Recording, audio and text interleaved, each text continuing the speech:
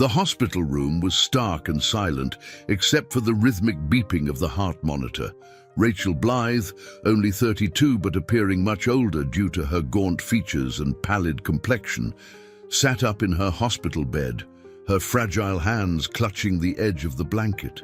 She gazed out the window, where the grey skies of London mirrored the storm brewing in her soul.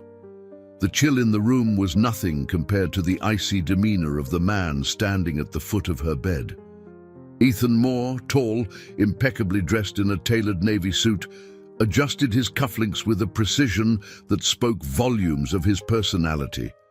At 35, he exuded confidence, charm, and the kind of detachment that often left people questioning his humanity. Today, however, his calculated demeanor served a purpose. "I'm sorry, Rachel," he said, his voice devoid of warmth, "but this isn't something I can handle. It's too much." Rachel's lips trembled, though she refused to let tears fall in his presence. Her once vivid green eyes now seemed dulled, almost glassy, as if her illness had stripped away the vibrancy of the artist she once was.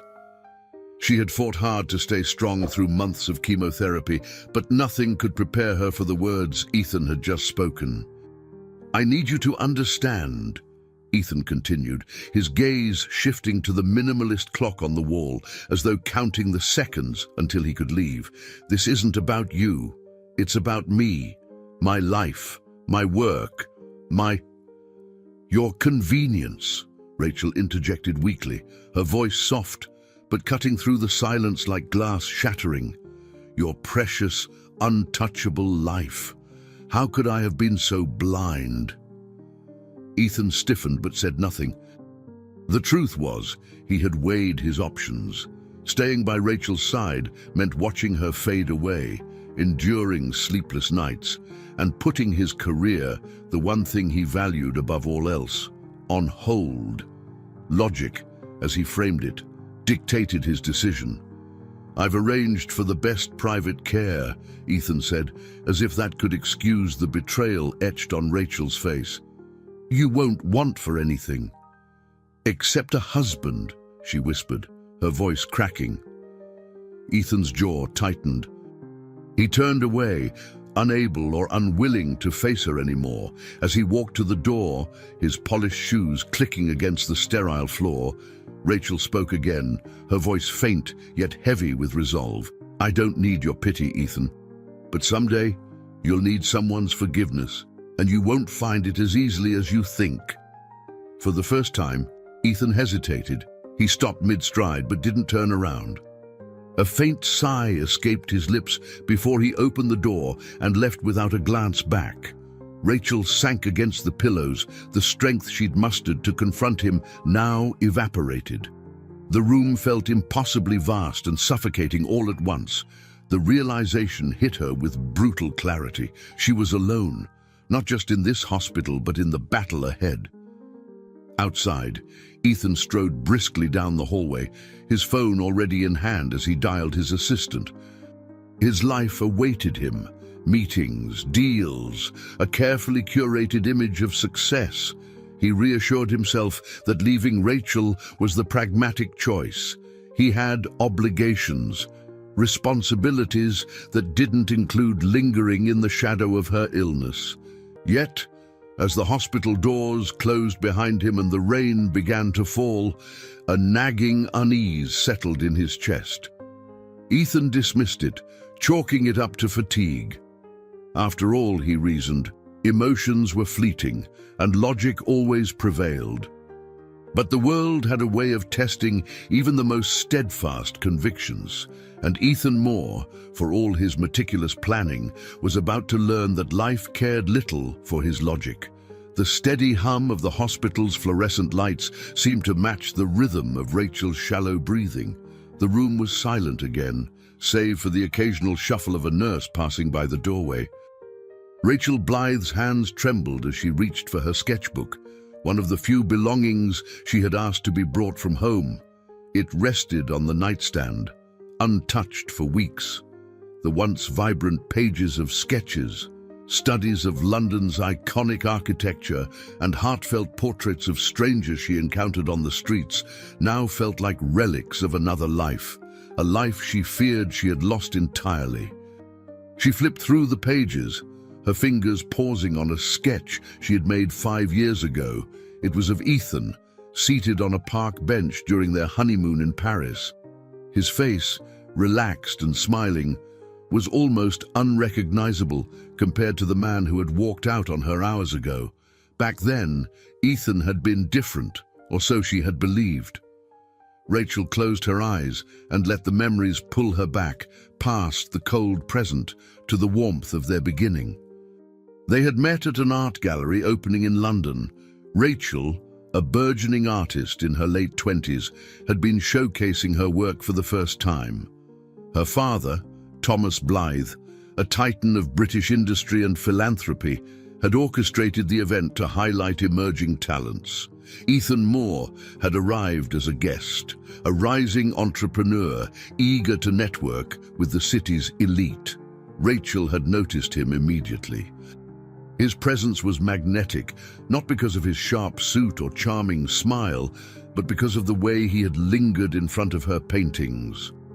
Unlike most attendees who admired the art as a polite gesture before moving on to the champagne table, Ethan had studied her pieces with genuine curiosity. "You see the world differently," he had said, stopping beside her. His voice had been smooth, confident. "This one, Reflections in Regent's Park. It's vulnerable, almost painfully so. It's as if you're showing the world a part of yourself you'd rather keep hidden." Rachel had been taken aback by his observation. "Art isn't about hiding," she had replied, the corners of her mouth curving into a smile. "It's about revealing what words can't express." That night, they had talked for hours, their connection immediate and electric. Ethan had been captivated by her passion and talent, and Rachel, in turn, had been drawn to his ambition and vision. Within months, they were inseparable. He proposed on the terrace of her father's estate, under a sky full of stars. And for a time, Rachel believed she had found a man who cherished not only her art but her very essence. But over the years, cracks had begun to form in the foundation of their marriage. Ethan's relentless drive for success had consumed him, leaving little room for anything else. The once intimate conversations about life and dreams were replaced by terse exchanges about schedules and obligations. Rachel's illness had only widened the chasm between them. Her father, Thomas Blythe, had been a steady presence during those early, grueling months of treatment. Despite his wealth and influence, he had remained a humble and loving father, often bringing her soups he'd made himself or sitting by her side, reading aloud from her favorite novels. It had been his unwavering support that had kept her going when the diagnosis felt like a death sentence. But then, 6 weeks ago, Thomas had passed away suddenly, his massive heart unable to withstand the stress of running a global empire. His death had left Rachel reeling. She had barely begun to process her grief when she found herself alone once more, this time in a hospital room, with Ethan's empty promises echoing in her ears. Rachel stared out the window, her mind racing. She thought of her father's voice, always so steady and reassuring. "Don't let the world make you bitter," he had told her once. "Even when it hurts, you must hold on to what makes you Rachel." Tears welled in her eyes, not from sadness, but from a rising determination. She refused to let Ethan's betrayal define the end of her story. She had survived cancer treatments and the loss of her father. She could survive this too. Somewhere, deep within her, the embers of her former self still glowed. With trembling fingers, Rachel picked up her pencil and began to draw. The lines were faint at first, but as the image took shape, her strokes grew bolder, more confident. She sketched a woman standing at the edge of a storm-tossed sea, her hair wild, her gaze fierce. The waves threatened to engulf her, but she stood tall, unyielding. Rachel's chest tightened as she finished the piece. It wasn't just a drawing, it was a declaration. For so long, she had defined herself by her relationships, with her father, with Ethan. But now she realized it was time to define herself by something greater, her own resilience. As the sun dipped below the London skyline, casting the room in a soft golden glow, Rachel set the sketch aside and leaned back against the pillows. She was still weak, still unsure of what the future held, but for the first time in weeks, she felt a glimmer of hope. Tomorrow, she thought, I'll start again. The leather interior of Ethan Moore's sleek black Jaguar felt colder than usual as he navigated the familiar streets of London. The city's timeless charm, with its cobblestone paths and Victorian facades, did little to lift the weight pressing on his chest. He ignored the calls from his assistant, Olivia Sue, letting his Bluetooth system silence the persistent beeping. His thoughts churned, restless and chaotic, as he steered towards Blythe Manor. The news had come as a shock.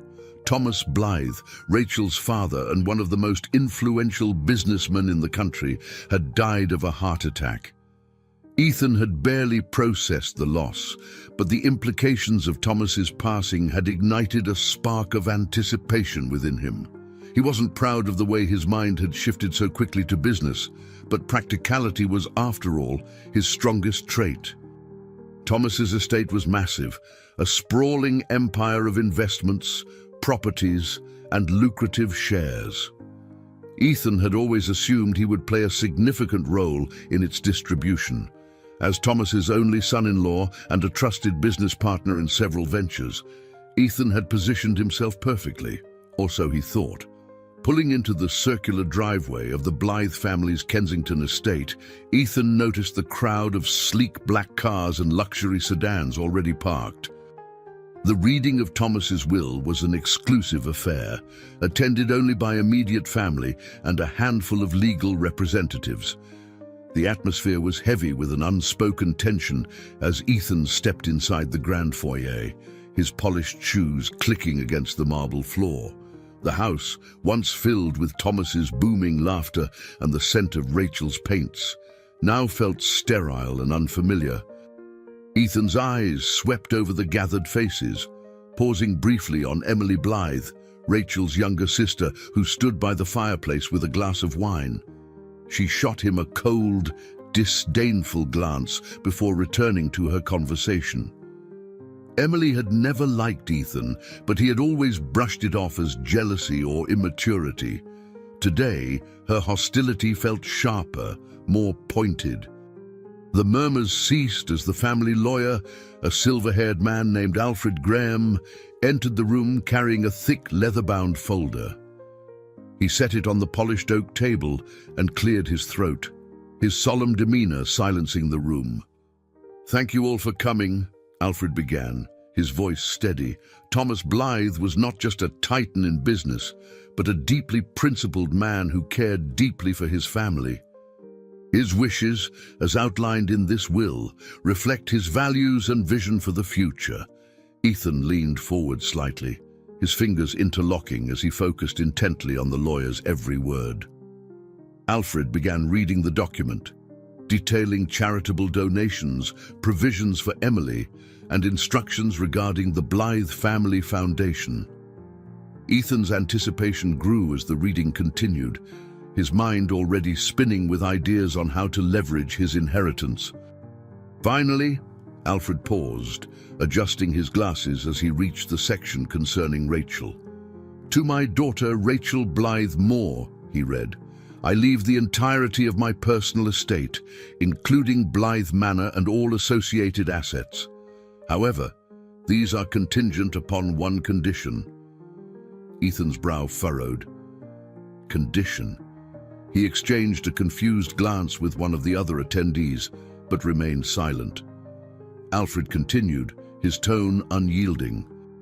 "Rachel's husband, Ethan Moore, shall inherit a portion of the estate's liquid assets and shares in Blythe Industries on the condition that he fulfills the following. He must personally care for Rachel in her time of illness until her final breath. This task is non-negotiable and cannot be delegated. The room fell into stunned silence. Emily's lips curled into a faint smirk, but Ethan felt the blood drain from his face. "Excuse me," he said, his voice sharper than intended. Alfred looked up from the will, his expression calm but firm. "Mr. Moore, the terms are explicit. Should you refuse to comply, your portion of the inheritance will be forfeit and instead allocated to several charitable foundations named in Mr. Blythe's directive." Ethan stood abruptly, his chair scraping against the floor. "This is absurd," he exclaimed. "How am I supposed to—" "Sit down, Ethan," Emily interrupted, her tone icy. "Or leave. No one here will miss you." His fists clenched, but he forced himself to sit, his mind racing. Care for Rachel. He could barely manage the guilt from leaving her this morning, let alone endure the grueling demands of caretaking. Yet the stakes were high. Thomas's estate represented more than wealth. It was Ethan's gateway to the upper echelons of power. The thought of losing it all was unthinkable. Alfred cleared his throat again, breaking the tense silence. "Mr. Moore, I suggest you take time to consider your decision. The terms are legally binding, and contesting them would be challenging, to say the least." Ethan nodded stiffly, unable to muster a response. His carefully constructed world was unraveling before his eyes, and for the first time in years, he felt truly cornered. As the meeting concluded and the room emptied, Ethan remained seated, his gaze fixed on the folder that contained his late father-in-law's final words. Outside, the rain began to fall, tapping softly against the grand windows of Blythe Manor. Ethan clenched his jaw, his mind teetering between anger and desperation. He had always believed himself to be in control, but Thomas Blythe, even in death, had managed to strip him of that illusion.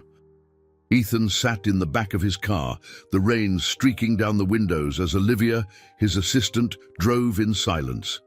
The atmosphere inside the vehicle was heavy, the tension palpable. His mind raced as Alfred Graham's words replayed relentlessly. The condition set forth by Thomas Blythe was not only absurd, it was a direct attack on his carefully managed existence. Ethan prided himself on his ability to control every facet of his life. Yet here he was, tethered to a decision he had not foreseen. "Ethan," Olivia ventured cautiously, glancing at him through the rearview mirror, "do you want me to contact Mr. Graham? Maybe there's room for negotiation." "No," Ethan snapped, his tone sharper than intended. He sighed, running a hand through his perfectly styled hair, now slightly disheveled. "It's ironclad. That man—" Thomas always had a flair for theatrics. He leaned back, closing his eyes, but peace eluded him. The weight of the ultimatum pressed down on him: care for Rachel or lose everything he had worked for. The audacity of it enraged him, but underneath that anger was an unfamiliar sensation, a flicker of guilt, a shadow of regret for walking out on Rachel earlier that day. By the time they reached his penthouse in Mayfair, Ethan had convinced himself there had to be a way out. He strode through the sleek, minimalist space, the city lights twinkling through floor-to-ceiling windows. His phone buzzed incessantly on the counter, Olivia's efficiency in handling inquiries barely keeping pace with the deluge of calls from reporters and business associates curious about Thomas Blythe's will. Ethan ignored them all. Instead, he called his lawyer, Mark Latimer, a man as ruthless and calculating as Ethan himself. Within moments, Mark's gravelly voice filled the room. "Ethan, I've read the terms. It's watertight. Whoever drafted this was meticulous." "Don't give me that, Mark," Ethan retorted, pacing the room. "There's always a loophole. Find it." Mark sighed, the sound of papers rustling in the background. Even if there was one, It wouldn't change public perception. The media will eat this up. The noble billionaire leaving his fortune to charity unless his daughter is cared for by her estranged husband. It's a PR nightmare if you walk away. Ethan slammed his fist onto the counter, the sound echoing through the empty space. Then what do you suggest? That I suddenly become Florence Nightingale? Mark chuckled dryly. You don't have much of a choice, do you? My advice? Play the role. At least until you figure out an exit strategy. The call ended, leaving Ethan alone with his thoughts. The rain had stopped, and the city outside seemed to glitter with a cruel indifference to his turmoil. He poured himself a glass of scotch, the amber liquid burning his throat as he swallowed. Mark's suggestion was repulsive but pragmatic. Pretending to care for Rachel, at least temporarily, could buy him time. Yet the thought of returning to her bedside filled him with unease. Ethan wasn't heartless, but he had long buried whatever tenderness he might have once felt for Rachel. Theirs had been a union of convenience, a blending of ambition and artistry that had started as love, but eroded into mutual indifference. He had always told himself that walking away was inevitable, a survival tactic, not an act of cruelty. His reverie was interrupted by the arrival of a courier. The envelope he handed over bore the seal of Blythe and Graham Legal Services. Ethan opened it with a grimace, expecting more bad news. Instead, he found a handwritten letter, its elegant script unmistakable. Ethan, if you're reading this, I've already gone. I won't waste words defending my decision, for it is a decision born not out of spite, but out of love for my daughter. Rachel is stronger than you realize, but she deserves a partner, not an observer. If you can rise to the occasion, you may find that this burden is not as heavy as it seems. You've built an empire, but empires crumble without a soul. This is your chance to prove you have one. Thomas Blythe. The letter fell from Ethan's hands. Thomas's words cut deeper than he anticipated, stirring something in him he couldn't quite name. The old man had always been a looming figure, both a benefactor and a judge of Ethan's character. Even in death, Thomas had managed to maneuver him into a corner. For the first time that day, Ethan allowed himself to sit with the enormity of the situation. He pictured Rachel, frail but defiant, her green eyes piercing even as her body betrayed her. Could he face her again after abandoning her? Could he muster the humility to take on a role he felt utterly unprepared for? As dawn began to break, Ethan made his decision, not out of love or duty, but out of sheer determination to preserve his empire. If Thomas Blythe wanted him to play the devoted husband, he would. But Ethan vowed that he would do so on his own terms, carefully calculating every move. The stakes were too high for him to fail. The early afternoon sun filtered through the tall windows of the Blythe law firm's office, casting long shadows over the polished mahogany conference table. Ethan Moore sat stiffly in one of the leather chairs, his usual confidence replaced by a simmering frustration. Across the table, Alfred Graham adjusted his glasses, his composed demeanor only aggravating Ethan further. "I've reviewed the terms again," Alfred began, his voice measured. "There is no ambiguity, Mr. Moore. The estate's conditions are legally binding. If you wish to inherit your portion, you must fulfill the requirement." Ethan ran a hand through his hair, his jaw tightening. "You can't honestly expect me to drop everything and play nursemaid," he snapped. This is manipulation." "It is Mr. Blythe's final wish," Alfred replied calmly, "and as his legal counsel, I'm obligated to ensure it is honored." Ethan leaned back in his chair, exhaling sharply. He had spent the past 24 hours vacillating between denial and indignation. Now, the reality of the situation was undeniable. The estate, his future, hung precariously on one unthinkable condition.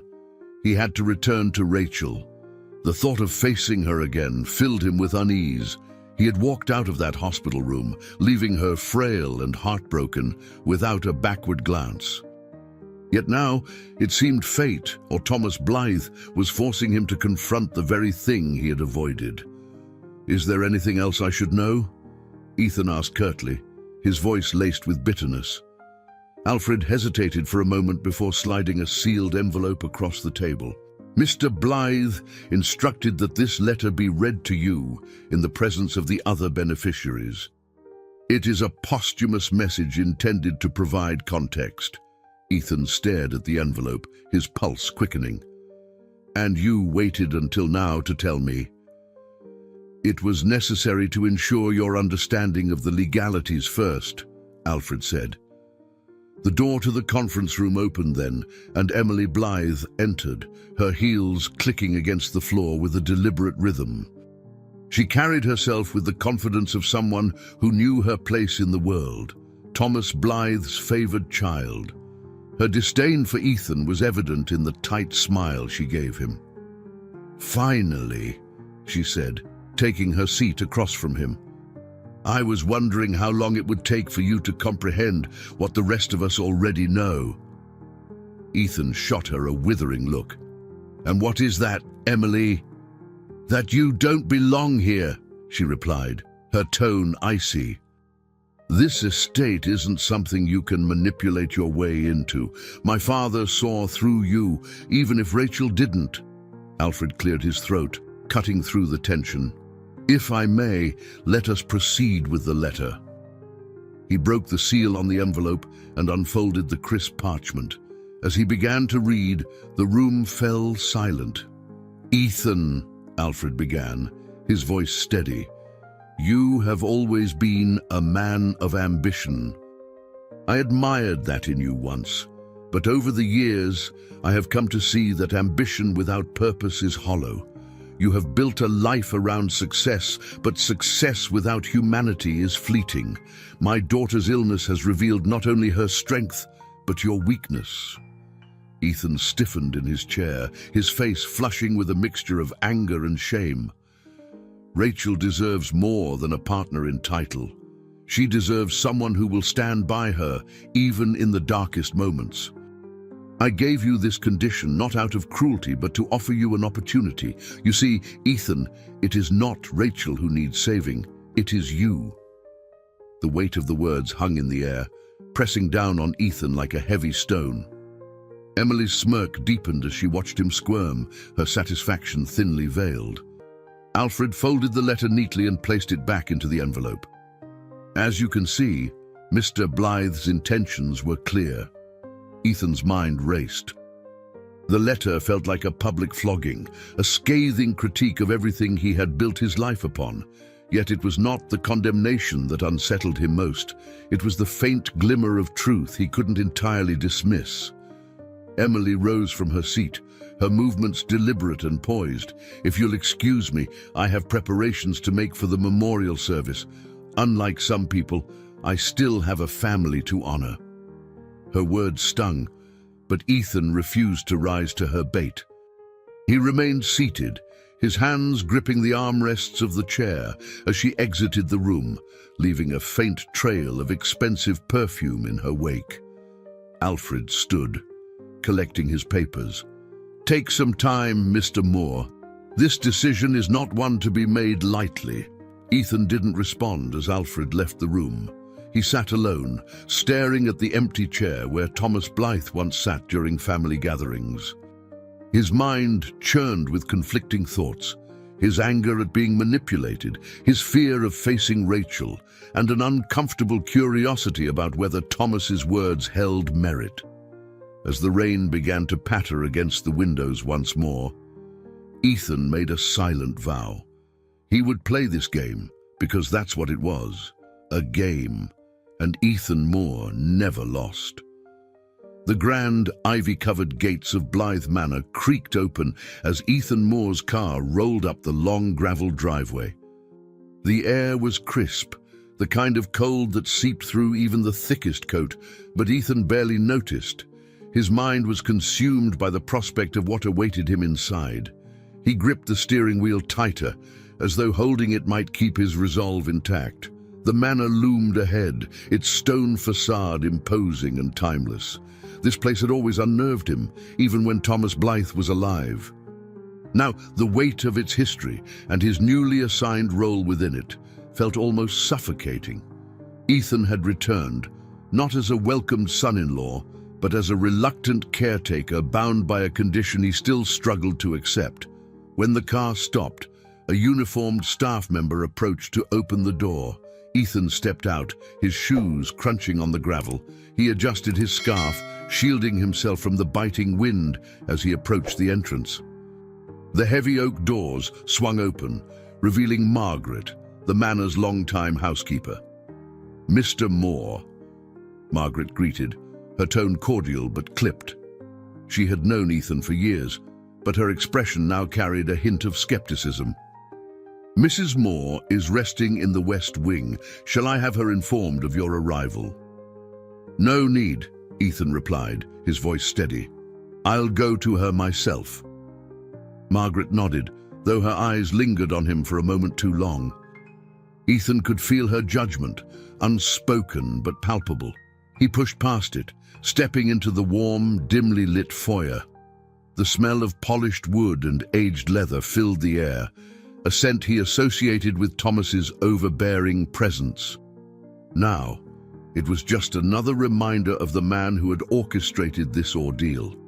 Ethan made his way to the West Wing, the echoes of his footsteps following him down the long corridor. The walls were adorned with portraits of the Blythe family, their stoic faces seeming to watch his every move. He stopped briefly at one painting, Rachel, painted on their wedding day. Her youthful smile radiated a joy he hadn't seen in years, and it hit him harder than he anticipated. Gathering himself, Ethan continued to the room at the end of the hall. He hesitated at the door, his hand hovering over the handle. For a fleeting moment, he considered turning back, leaving the manor altogether, but the memory of Alfred Graham's firm words and the ever-looming threat of losing his inheritance compelled him forward. The door creaked as it opened, revealing a room filled with soft light from a crackling fireplace. Rachel sat by the window, wrapped in a thick shawl, her frame almost swallowed by the oversized armchair. Her head turned slowly at the sound of the door, and her eyes widened when they met his. "Ethan," she said, her voice faint but laced with surprise, "I didn't expect to see you here."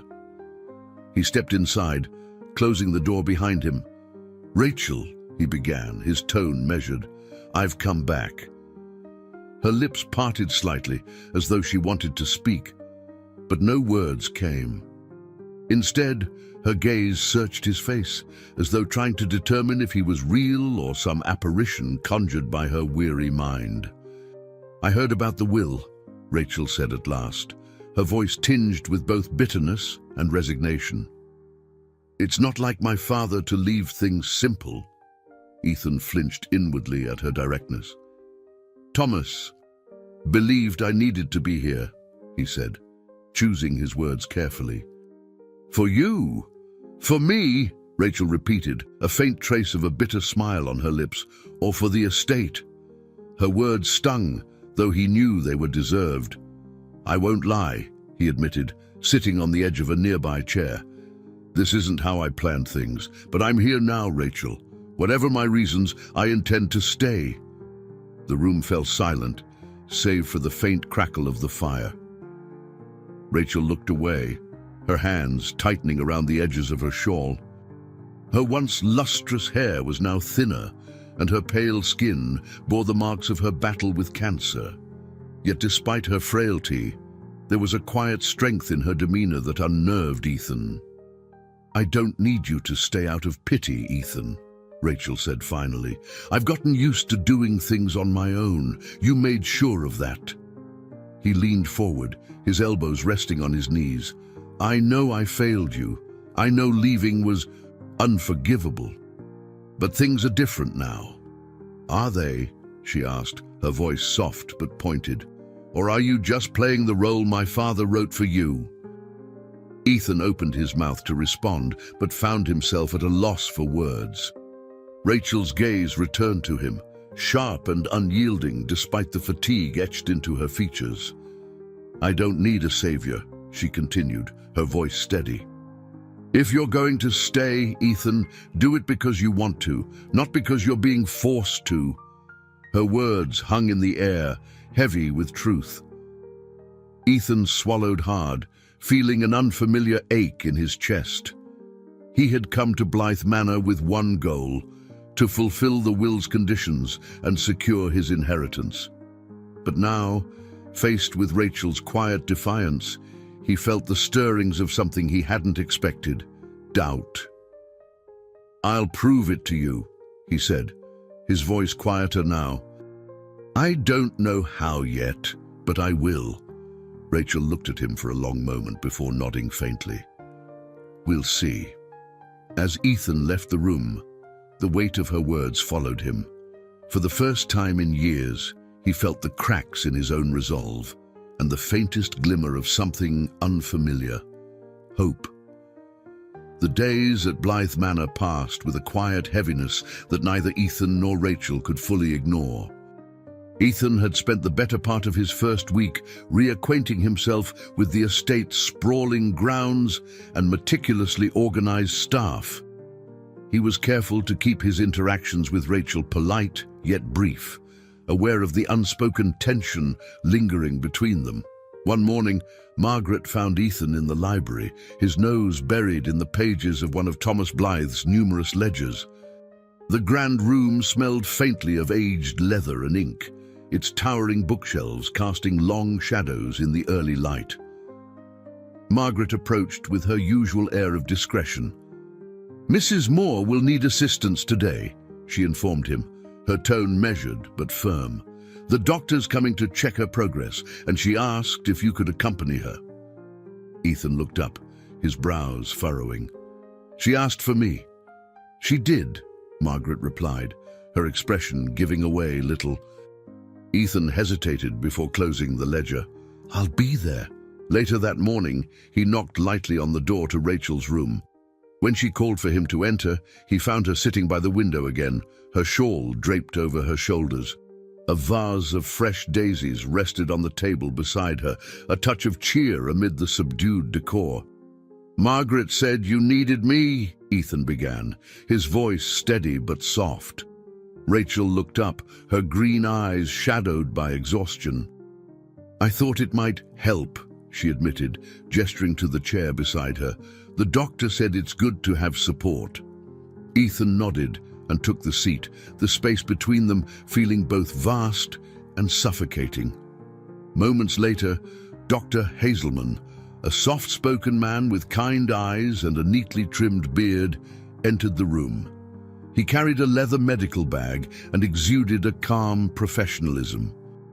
As the doctor examined Rachel, Ethan found himself watching her more closely than he had in years. The way her hands fidgeted with the edges of her shawl, the slight tremor in her voice as she answered Dr. Hazelman's questions. It all painted a picture of a woman far removed from the vibrant artist he had married. Yet, amidst her fragility, there was a quiet determination that struck him. "Her vitals are stable," Dr. Hazelman said after completing his examination. "But the fatigue and nausea may persist. The treatments take a toll, as you know." Rachel gave a faint nod, her expression unreadable. Ethan glanced at her, unsure of what to say. "You're doing well, Rachel," the doctor continued gently. "Your strength is remarkable."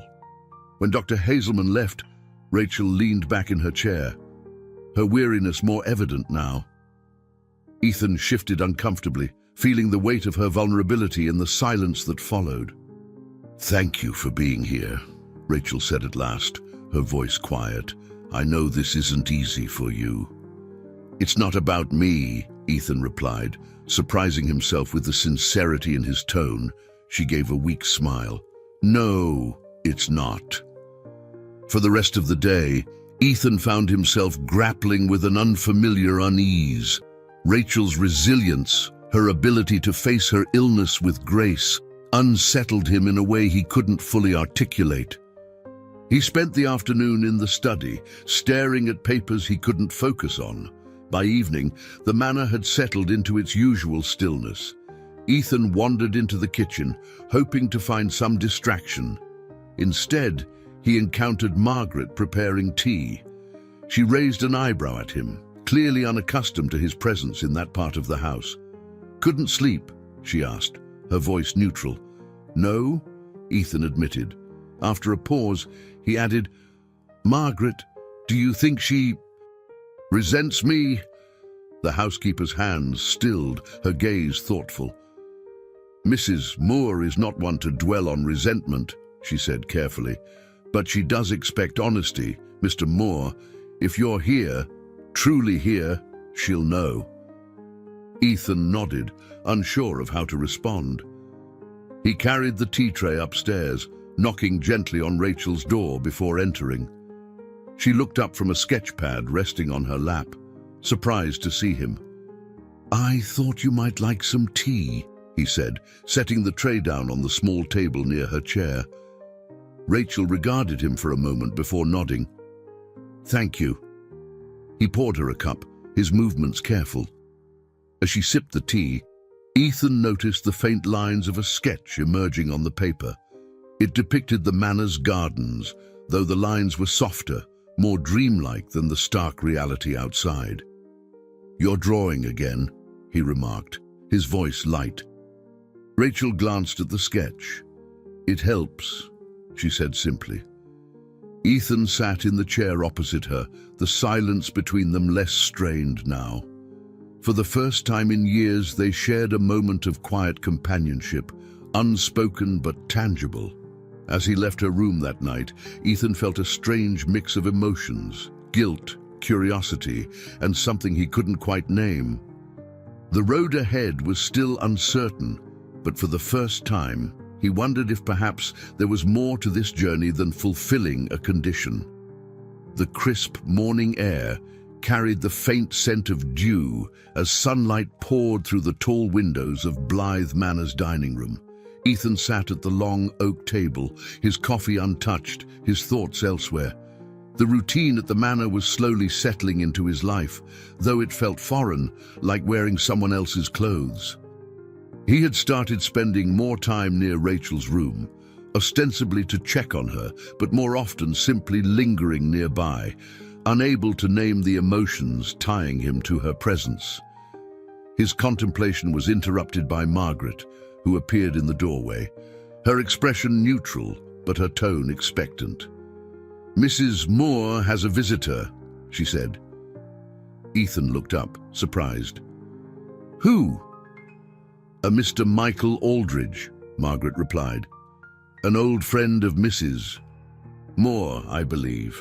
The name struck a chord. Michael Aldridge had been one of Rachel's closest friends during her early days in the London art scene. Ethan remembered him vaguely, a man whose easy charm and warmth had always been a quiet irritant. Michael had been present at their wedding, a shadow among the other guests, but Ethan had rarely thought of him since. "Where is he now?" Ethan asked, rising. "In the West Parlour with Mrs. Moore," Margaret said. "Shall I bring tea for them?" Ethan hesitated for a moment before nodding. "Yes, and bring a third cup." Margaret raised an eyebrow but said nothing, disappearing toward the kitchen. Ethan adjusted his shirt cuffs and strode toward the parlor. He wasn't sure why, but the idea of Michael's presence unsettled him. As he approached, the low hum of conversation became audible. Rachel's voice, soft but tinged with laughter, carried through the slightly ajar door. Ethan paused for a moment, his hand hovering near the doorknob. It had been a long time since he had heard her laugh, longer than he cared to admit. He pushed the door open, stepping inside. Rachel and Michael sat near the large bay window, bathed in golden light. Michael, with his sandy hair and boyish grin, looked exactly as Ethan remembered. Rachel's expression softened when she saw Ethan, though her eyes flicked between him and Michael with a flicker of unease. "Ethan," Rachel said, her voice polite, "you remember Michael, don't you?" "Of course." Ethan replied smoothly, offering a faint smile. "It's been years." Michael rose, extending a hand. "Ethan, good to see you again." Ethan shook his hand, noting the firm grip and the genuine warmth in Michael's demeanor. "Likewise," he said, though the words felt hollow. Margaret entered then with the tea tray, placing it on the small table near the window. The air between the three of them was cordial but thick with unspoken tension. "So," Ethan began, pouring himself a cup of tea, "what brings you here, Michael?" Michael leaned back in his chair, his posture relaxed. "I was in town for an exhibition. When I heard about Rachel's illness, I thought I'd visit. It's been far too long." Rachel glanced at Michael, her expression softening again. "Michael's been busy building his gallery in Notting Hill. He's been showcasing some incredible artists. And you," Michael added, turning to Rachel with an admiring smile. "You've always had an eye for talent. The community misses your presence, you know." Ethan sipped his tea, his jaw tightening as he watched their interaction. It wasn't overt, but there was a familiarity between them that stung more than he cared to admit. "I suppose the art world has changed quite a bit," Ethan said, keeping his tone neutral. Michael nodded. "It has, but Rachel's name still carries weight. She was a force in her time." "I'm sitting right here," Rachel interjected lightly, a teasing smile on her lips. "No need to talk about me as if I'm some relic." The comment broke the tension momentarily, drawing a laugh from Michael and even a faint chuckle from Ethan. But as the conversation continued, Ethan found himself feeling increasingly like an outsider. Michael's ease with Rachel, the way he could coax a smile from her with a simple anecdote or compliment, was a sharp contrast to Ethan's own strained attempts to bridge the gap between them. As the afternoon wore on, Michael prepared to leave, promising to visit again soon. At the door, he turned to Rachel, his gaze steady. "Take care of yourself, Rachel, and don't hesitate to call if you need anything." Rachel smiled warmly. "Thank you, Michael." "It means a lot." Ethan watched as Michael left, his departure leaving an almost tangible void in the room. Rachel turned back to Ethan, her expression unreadable. "He's a good friend," she said simply, as if sensing Ethan's thoughts. Ethan nodded, though the knot in his chest didn't loosen. "He cares about you." Rachel's gaze softened slightly. "He does. But so do you, don't you?" The question caught Ethan off guard, and for a moment, he couldn't respond. The weight of her words hung in the air, demanding an answer he wasn't sure he could give. Finally, he said, "I'm here, Rachel. That has to count for something." She didn't respond, her expression contemplative as she turned toward the window. The golden light of the setting sun bathed her face, and Ethan felt the weight of the moment settle on him. Whatever the future held, it was becoming increasingly clear that he could no longer avoid the emotional reckoning that loomed ahead. The stillness of Blythe Manor seemed amplified that evening. The muffled sound of wind brushing against the old stone walls, the only audible sign of life. Ethan paced the length of his room, his thoughts heavy and disjointed. The visit from Michael Aldridge had unsettled something deep within him, a discomfort he couldn't quite name. Was it jealousy, or was it the stark realization of how far Rachel had drifted from him, and how easily someone else could fill the void he had left? A soft knock at his door broke his reverie. When he opened it, he found Margaret standing there, her hands folded neatly in front of her apron. "Mrs. Moore is asking for you," she said simply, her expression neutral, but her tone leaving no room for hesitation. Ethan frowned. "Is everything all right?" Margaret hesitated before responding. "She's been restless since Mr. Aldridge left. She hasn't said much, but she seems unsettled." Ethan nodded, grabbing the cardigan draped over the chair nearby. "I'll go." As he walked down the familiar hallways toward Rachel's room, Ethan felt the weight of the moment pressing on him. He couldn't shake the feeling that each step brought him closer to a reckoning he wasn't prepared for. When he reached her door, it was slightly ajar, and he knocked lightly before entering. Rachel was sitting in her armchair, her sketchpad abandoned on the small table beside her. The fire in the hearth cast flickering shadows across her face, making her look both ethereal and fragile. She glanced up as he entered, her expression softening. "Ethan," she said, her voice barely above a whisper, "thank you for coming." He closed the door behind him, moving toward her. "Margaret said you needed me." Rachel nodded faintly, her hands fidgeting with the edges of the blanket draped over her lap. I didn't want to be alone tonight." Ethan hesitated for a moment before pulling a chair closer to hers and sitting down. The room felt smaller now, the air charged with an unspoken tension. Rachel looked at him, her gaze searching, as though trying to decipher something about him she couldn't quite grasp. "Do you ever think about how things might have been?" she asked suddenly, her voice soft but steady. Ethan blinked, caught off guard. "What do you mean?" Rachel looked down at her hands, her fingers tracing the edge of the blanket. "I mean us, our life together. Do you ever wonder if it could have been different?" Ethan exhaled slowly, leaning back in his chair. "I do," he admitted. "More than I care to admit." Rachel nodded, her lips pressing into a thin line. "I used to think we were invincible, that no matter what, we'd always find our way back to each other, but somewhere along the way, we stopped trying, didn't we?" Ethan didn't answer immediately. He stared at the fire, the dancing flames a reflection of the turmoil in his chest. "I don't know when it happened," he said finally, "but I know I should have fought harder for us, for you." Rachel looked at him then, her eyes glistening with unshed tears. "You hurt me, Ethan," she said, her voice trembling, "not just by leaving, but by making me feel like I wasn't enough, like I was just another obstacle in your path." Ethan felt her words like a physical blow. He leaned forward, his elbows resting on his knees, his hands clasped together tightly. "I thought I was doing the right thing," he said, his voice low.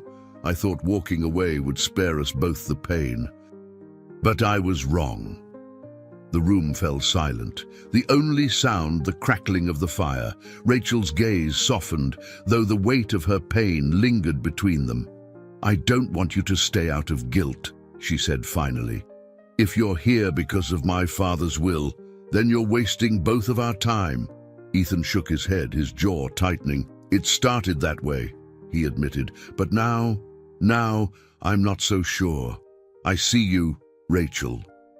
I see your strength, your resilience, and I can't help but wonder how I could have ever left someone like you."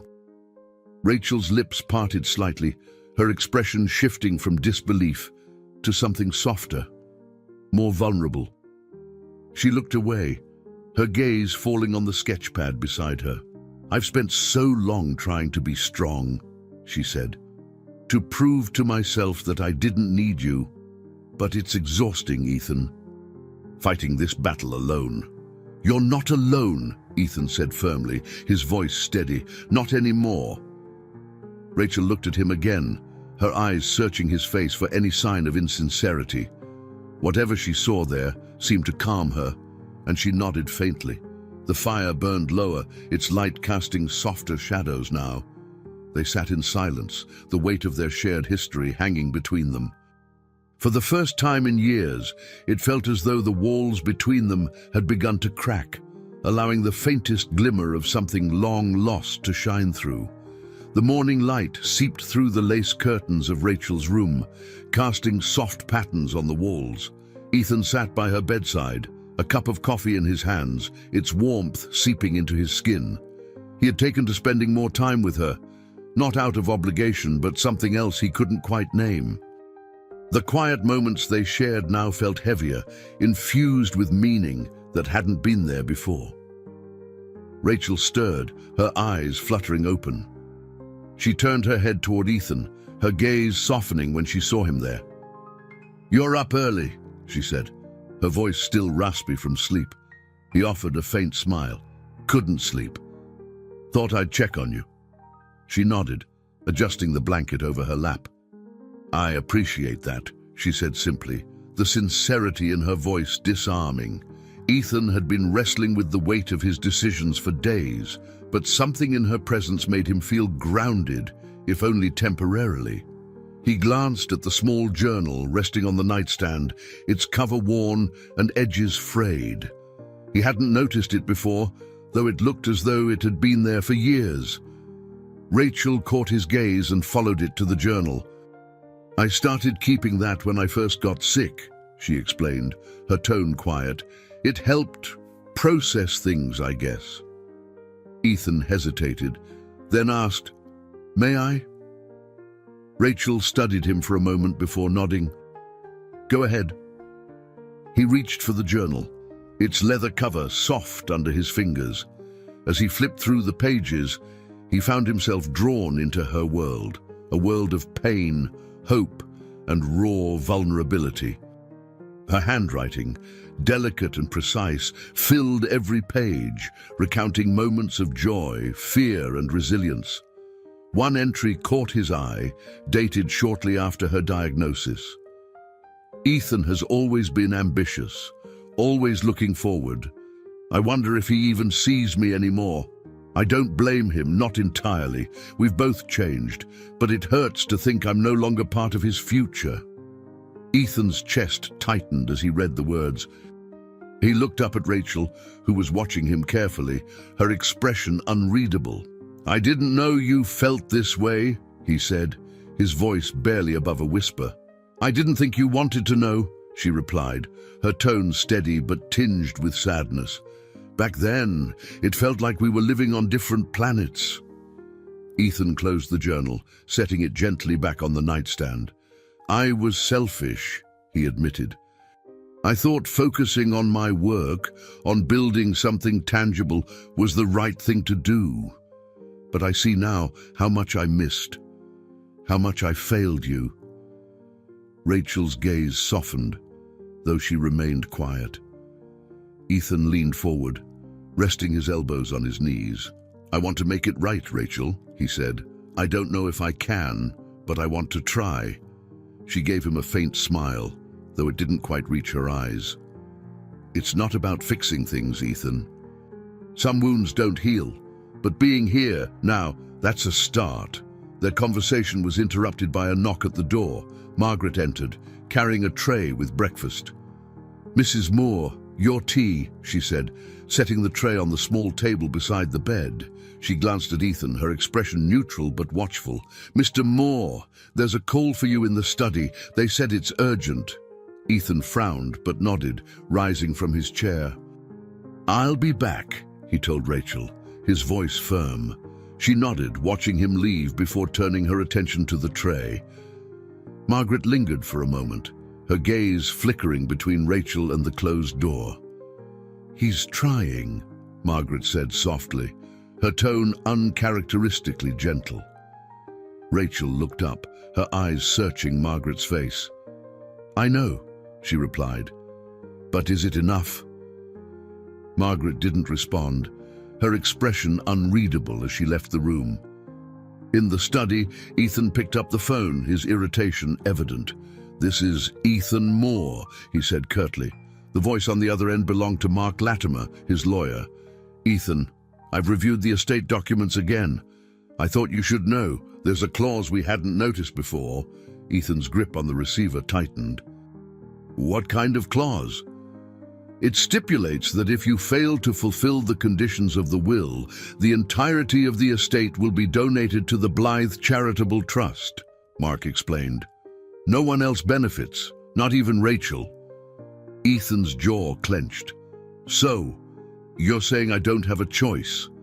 "I'm saying," Mark replied carefully, "that if you walk away, you're not just leaving with nothing. You're leaving Rachel with nothing too." The weight of Mark's words hit Ethan like a punch to the gut. He set the receiver down without another word, his mind racing. The stakes had never felt higher, and the consequences of his actions loomed larger than ever. As he returned to Rachel's room, his resolve hardened. He didn't know if he could fix the past, but he knew one thing: he wouldn't let her down again. The chill of late autumn settled over Blythe Manor like a heavy cloak, seeping into every corner of its grand halls. Ethan stood by the large bay window in the drawing room, staring out at the gardens. The leaves, once a vibrant green, were now brittle and scattered, swept into uneven piles by the wind. The parallels to his own life didn't escape him. Things once beautiful and full of promise now lay fractured, scattered by choices he couldn't undo. Rachel had been unusually quiet that morning. Her energy, already waning, seemed almost non-existent now. Ethan couldn't ignore the growing tension in the house. Even the staff moved more cautiously, their footsteps softer, their voices hushed. A soft knock interrupted his thoughts. Margaret entered, her expression grave. "Mr. Moore, the legal representatives for the Blythe Charitable Trust have called. They're requesting a meeting regarding the estate's final provisions." Ethan turned, his brows knitting together. "Why now?" Margaret hesitated, her hands clasped tightly. "I believe they've been made aware of Mrs. Moore's declining health." The words hung in the air, heavier than anything else Ethan had faced in weeks. He nodded, his voice tight. "Set up the meeting. I'll handle it." As Margaret left, Ethan sat down, his head in his hands. He couldn't deny the truth. Rachel's condition was worsening. The house itself seemed to echo her fragility, its once vibrant energy now replaced with a suffocating stillness. Hours later, Ethan found himself in Rachel's room. She was seated in her armchair by the fire, a wool blanket draped over her lap. Her face was pale, her features drawn, but her eyes, those green eyes he had fallen in love with so many years ago, still held their quiet determination. "Margaret said you've been pacing the house like a caged animal," Rachel said softly, a faint smile curving her lips. "What's troubling you now?" Ethan took the chair opposite her, his movements slower, more deliberate. "The Blythe Charitable Trust has taken an interest in the estate," he said, his voice steady but subdued. "They're eager to claim what they think will soon be theirs." Rachel looked at him, her gaze unwavering. "They're not wrong, are they?" Ethan stiffened. "Don't talk like that, Rachel." "It's the truth," she replied gently. "We both know it. And honestly, I don't mind. If the estate goes to the trust, at least it will do some good." Ethan leaned forward, his elbows resting on his knees. "You've worked too hard to let everything your father built just disappear. And I can't let that happen, Rachel." "I won't." She studied him for a long moment, her expression unreadable. "Why does it matter so much to you, Ethan? Is it the legacy, the power, or is it something more?" The question unsettled him. He opened his mouth to respond but found no words. Instead, he stood and moved to the window, the garden's barren landscape mirroring his internal chaos. "I don't know," he admitted at last, his voice barely above a whisper. "But I do know that I can't lose you." "Not now." Rachel's silence stretched on, and when Ethan finally turned back to her, he saw something in her expression he hadn't expected: compassion. "You're trying, Ethan," she said softly. "And I see that, but trying isn't always enough. Some things are beyond our control." The weight of her words pressed against his chest, but he nodded. "Then tell me what I can do, Rachel. Tell me how to make this right." She smiled faintly, her eyes glistening. "Just be here, that's all I need." As the evening wore on, Ethan remained by her side, their silence a tentative truce against the uncertainty of the days ahead. But deep down, he knew that being there wasn't enough, not for him, and not for Rachel. He needed to find a way to preserve what little was left of their shared life, to honor the love that had once defined them, even if it was buried beneath years of regret. That night, as the manor settled into its quiet stillness, Ethan found himself alone in the study, poring over the documents Mark Latimer had sent. The will, the trust provisions, the financial reports, they all blurred together, an overwhelming testament to the precariousness of his position. He closed the files, leaning back in his chair. The fire in the hearth crackled softly, its warmth a stark contrast to the cold dread settling over him. For the first time in years, he felt powerless, the life he had built slipping through his fingers like sand. But as his gaze fell on a framed photograph on the desk, a picture of him and Rachel on their wedding day, both of them laughing, their faces alight with unguarded joy, something shifted.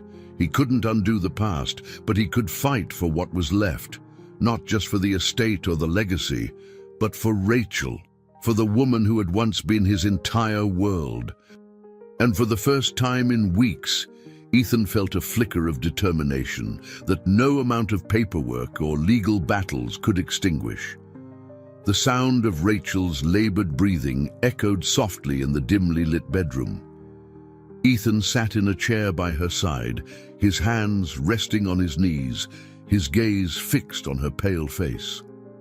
The doctor had visited earlier that day, leaving behind more medications and fewer reassurances. The house felt heavy with the unspoken truth that Rachel's time was slipping away faster than anyone dared admit. Ethan's thoughts churned relentlessly, a storm of guilt, determination, and regret. He had spent hours in the study the previous night, combing through Thomas Blythe's extensive estate documents. He had also reached out to several of his business contacts, trying to find a way to delay the charitable trust's looming claim on the Blythe fortune. But none of it mattered in this moment. Here, in the quiet of Rachel's room, the weight of her fragility overshadowed everything else. A knock at the door broke the silence. Margaret entered, carrying a tray with tea and a bowl of clear broth. "She hasn't eaten much today," she said softly, placing the tray on the small table beside Rachel's armchair. Ethan nodded, standing as Margaret prepared to leave. "Thank you, Margaret." She hesitated, her hand lingering on the doorknob. "There's someone downstairs asking for you," she said, her voice barely above a whisper. "He says it's urgent." "Who is it?" Ethan asked, frowning. "A Mr. Aldridge," Margaret replied, glancing toward Rachel. "He insisted it couldn't wait." Ethan's jaw tightened. He glanced at Rachel, her eyes closed, her breathing shallow but steady. "I'll be back," he murmured, more to himself than to her. As he descended the grand staircase, the tension in his chest grew heavier. He found Michael Aldridge waiting in the foyer, his usual calm demeanor replaced by an urgency that immediately set Ethan on edge. "Michael," Ethan said, his tone guarded. "What's this about?" Michael turned, his expression uncharacteristically serious. "I came to see Rachel, but Margaret told me she's resting. I need to speak with you." Ethan crossed his arms, leaning against the banister. "Go on." Michael hesitated, running a hand through his hair. "Look, Ethan, I know we haven't always seen eye to eye, but this isn't about you or me. It's about Rachel." "I'm aware of that," Ethan said tersely. "What's your point?" Michael's gaze hardened. "My point is that Rachel deserves more than just your presence. She deserves someone who truly understands what she needs right now." Ethan's shoulders stiffened. "And you think that's you?" "I think I've known Rachel long enough to know when she's holding back," Michael replied evenly. "She's putting on a brave face, but she's scared, Ethan. She needs someone to help her face that fear." Ethan's hands clenched into fists at his sides. "I'm here. I'm doing everything I can to support her." "Are you?" Michael asked, his voice rising slightly. Or are you just here because it's what the will demands? The words struck a nerve. Ethan pushed off the banister, stepping closer to Michael. "You don't know what I've been through these past weeks," he said, his voice low but heated. "You have no idea what it's like to see someone you care about slipping away." "Then show her," Michael retorted, his voice softer now. "Show her that she matters to you, not because of some legal obligation, but because you still love her." Ethan froze, the accusation hanging in the air like a challenge he wasn't sure he could meet. He looked away, his mind racing. Love. The word felt foreign now, its edges blurred by years of neglect and resentment. But deep down, he knew Michael was right. He couldn't keep hiding behind the guise of duty and obligation. After a long moment, Ethan met Michael's gaze. "You've said your piece. Now leave." Michael hesitated, as though considering whether to push further, but finally nodded. "For Rachel's sake, I hope you figure it out." Ethan watched him go, his footsteps echoing through the foyer until the door closed behind him. The silence that followed was deafening, leaving Ethan alone with the weight of Michael's words. When he returned to Rachel's room, she was awake, her eyes fluttering open as he stepped inside. "Who was that?" she asked, her voice barely above a whisper. Ethan sat down beside her, his expression softening. "It doesn't matter," he said. "How are you feeling?" Rachel smiled faintly. "Tired." "But that's nothing new." He reached for the bowl of broth, holding it out to her. "You should try to eat something." She hesitated before taking the bowl, her hands trembling slightly as she brought it to her lips. Ethan watched her carefully, the vulnerability in her movements striking a chord deep within him. As she sipped the broth, Ethan spoke, his voice quiet but firm. "Rachel, I need you to know something. I'm not just here because of the will. I'm here because I want to be." She looked at him, her green eyes searching his face. "Do you mean that?" she asked softly. "I do," he said, his gaze steady. "And I'm going to prove it to you." For the first time in weeks, Rachel's smile reached her eyes. It was faint, but it was enough to remind Ethan of the woman she had been, the woman she still was, despite everything. And in that moment, he made a silent vow. Whatever it took, he would not let her face the rest of her journey alone. The wind outside Blythe Manor howled like a restless spirit, rattling the window panes as the night deepened. Ethan sat in the study, the fire in the hearth casting flickering shadows across the room. His mind churned with the confrontation he'd had with Michael earlier that day, the man's words gnawing at him like an old wound reopened. Yet amidst the turmoil, a sense of clarity was beginning to take root. The documents from Mark Latimer sat on the desk in front of him, their edges worn from hours of study. Ethan's eyes skimmed over the pages again, the numbers and clauses blurring together.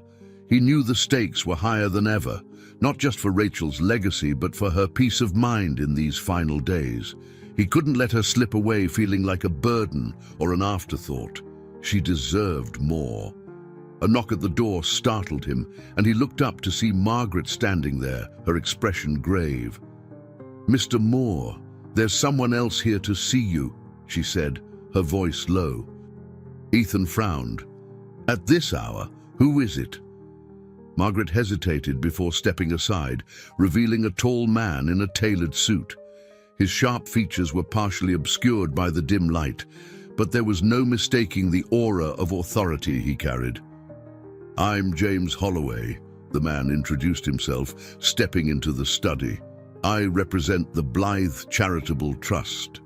Ethan's stomach tightened as he stood, his posture rigid. "What brings you here, Mr.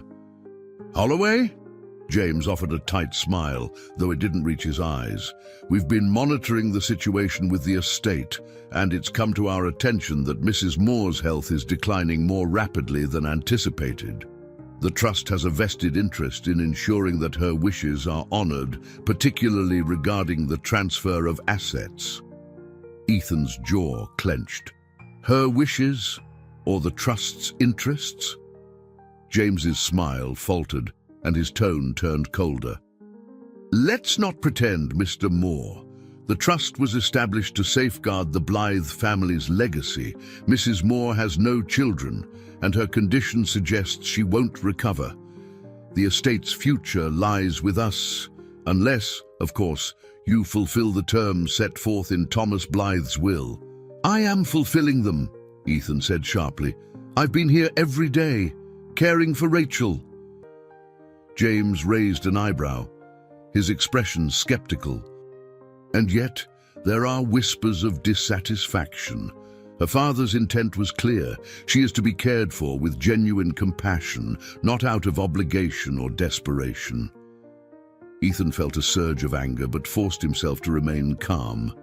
Rachel's care and well-being are my priority. I won't let the trust or anyone else dictate how I support her. James studied him for a moment before nodding slightly. Very well. But let me be clear. If you fail, the trust will step in, and the estate will be redirected to our control. Consider this your final warning. With that, James turned and left, leaving Ethan alone once more. The fire crackled in the hearth, its warmth doing little to quell the cold knot forming in his chest. Ethan returned to Rachel's room, finding her awake and gazing out the window. The moonlight bathed her face, giving her an ethereal glow despite her frailty. She turned when she heard him enter, her lips curving into a faint smile. Late-night meetings, she teased gently.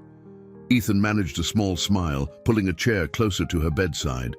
Something like that. Rachel tilted her head, studying him. You look troubled. He hesitated, unsure of how much to tell her. The trust is circling like vultures, he admitted. They want the estate. They're convinced I'm not doing enough. Rachel's smile faded, and she looked down at her hands. The estate doesn't matter, Ethan. It never did. My father built his legacy, but it doesn't have to define mine. It's not just about the estate, Ethan said, his voice soft but firm. It's about you, and proving to you that I'm here for the right reasons. Rachel's gaze met his, her green eyes filled with a mix of sadness and understanding. I believe you, Ethan, she said quietly, but you can't carry this alone. My father's expectations, the trust's demands, they're not yours to bear.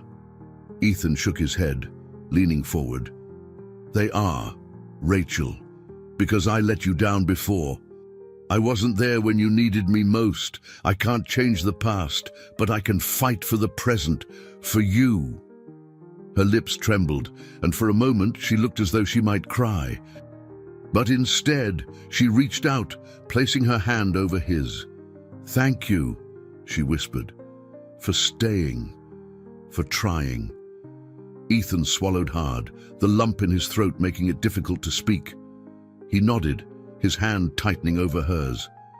They sat in silence, the weight of their shared struggles filling the room.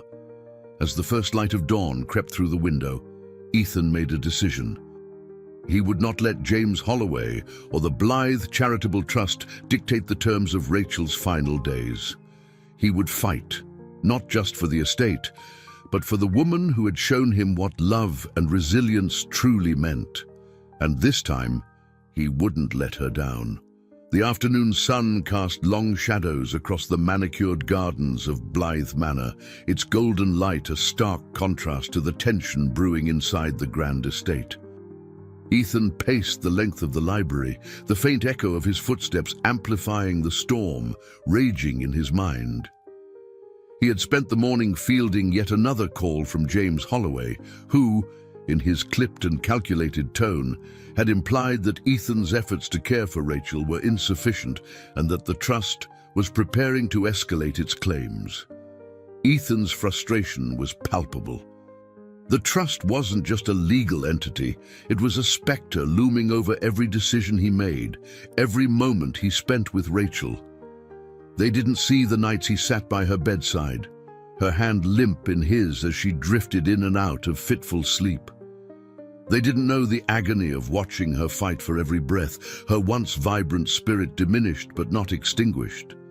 To them, she was a clause, a condition. To him, she was Rachel.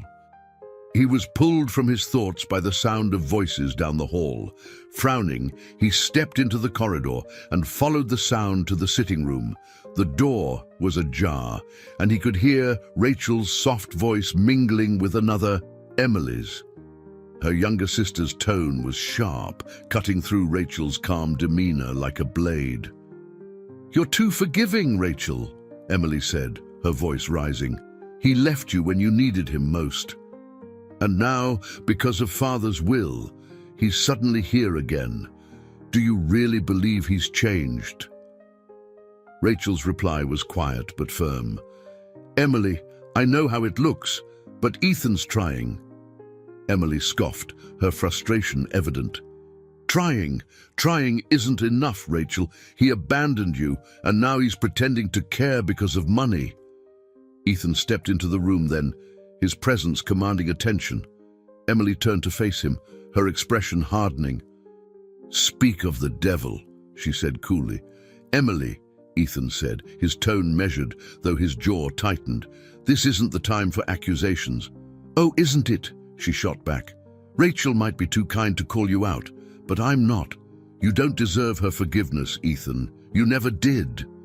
"Enough," Rachel said, her voice stronger now, despite her frailty. She looked between the two of them, her gaze steady. "I won't have this argument." "Not now." Emily folded her arms, her frustration simmering just beneath the surface.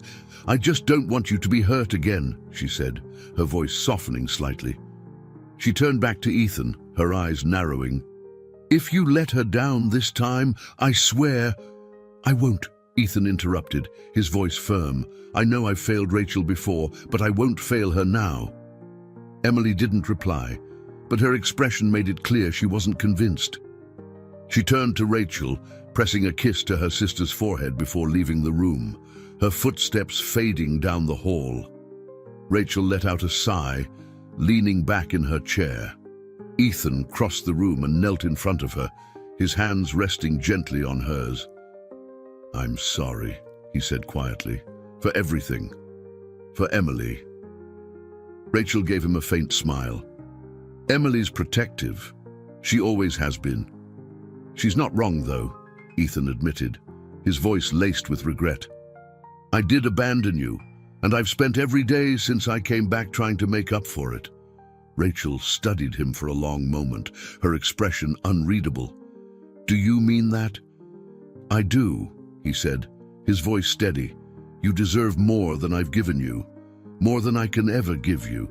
But I'm here now, Rachel, and I'm not going anywhere." Her gaze softened, and for the first time in days, Ethan saw a flicker of hope in her eyes. "Thank you," she said simply, her voice barely above a whisper. Later that evening, Ethan found himself in the study, poring over yet another stack of documents. He was searching for any leverage, any way to protect Rachel's wishes and preserve the estate without the trust intervening. His focus was broken by the sound of footsteps. He looked up to see Emily standing in the doorway, her expression guarded. "May I come in?" she asked. Ethan nodded, gesturing for her to sit. She remained standing, her arms crossed. "I've been hard on you," she began, her voice reluctant, "but it's only because I don't want Rachel to be hurt again. She's been through enough." "I understand," Ethan said, "and you're right to be protective. I've given you every reason to doubt me." Emily studied him for a moment before nodding. "Just don't make me regret giving you another chance." "You won't," Ethan promised, his voice firm. As Emily left, Ethan leaned back in his chair, the weight of the day pressing down on him. He had made mistakes, ones that couldn't be erased. But for Rachel's sake, he would face every challenge, every doubt, and every accusation, because for the first time in years, he knew what he was fighting for, and he wouldn't let anything or anyone stand in his way. The wind had stilled outside Blythe Manor, leaving the night unnervingly quiet. Ethan sat alone in the grand dining room, his fingers tracing the edge of a glass of untouched wine. The tension in the house had grown palpable in the days following Emily's visit and James Holloway's veiled threats. It was as if the walls themselves were holding their breath, waiting for something to shatter the uneasy calm. Ethan had spent the past week fighting on multiple fronts, dealing with the trust's encroachment, Rachel's fragile health, and his own burgeoning sense of inadequacy. Despite his efforts, he felt the weight of every misstep, every missed moment from their shared past, pressing down on him like a relentless tide. But tonight, as he sat in the dimly lit room, an idea began to take form in his mind.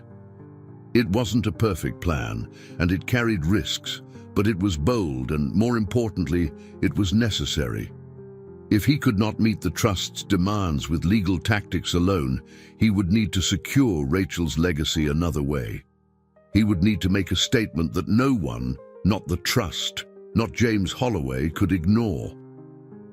His thoughts were interrupted by a soft knock on the doorframe.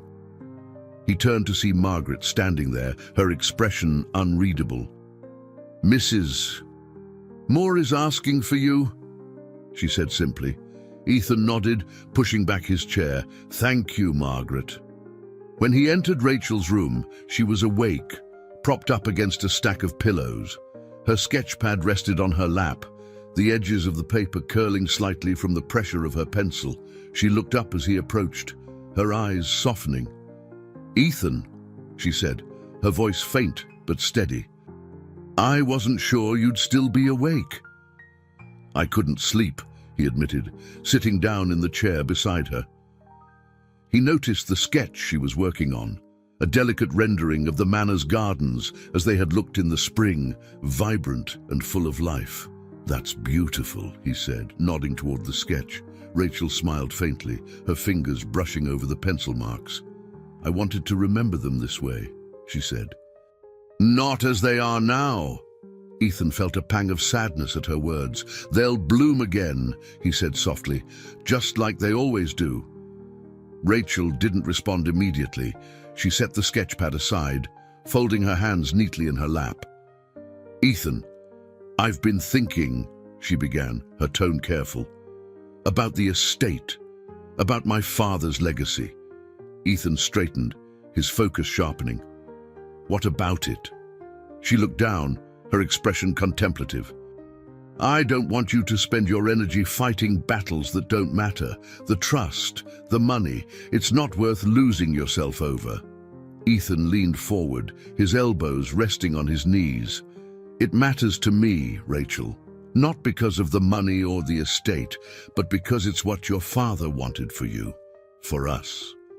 Rachel's gaze met his, her green eyes filled with a mix of gratitude and sorrow. "I appreciate that," she said. "But my father's wishes shouldn't come at the cost of your peace of mind." Ethan reached for her hand, his grip firm but gentle. "This isn't just about your father, Rachel. It's about you, and I'm not giving up." For a moment, they sat in silence, the weight of their shared history filling the space between them. Finally, Rachel spoke, her voice barely above a whisper. "You've changed, Ethan." He looked at her, his brow furrowing slightly. "Have I?" She nodded, a faint smile tugging at her lips. "You've become someone I can believe in again." Her words struck a chord deep within him, and for the first time in weeks, he felt a glimmer of hope. He leaned back, exhaling slowly. "I won't let you down, Rachel," he said. "Not this time." The next morning, Ethan set his plan into motion.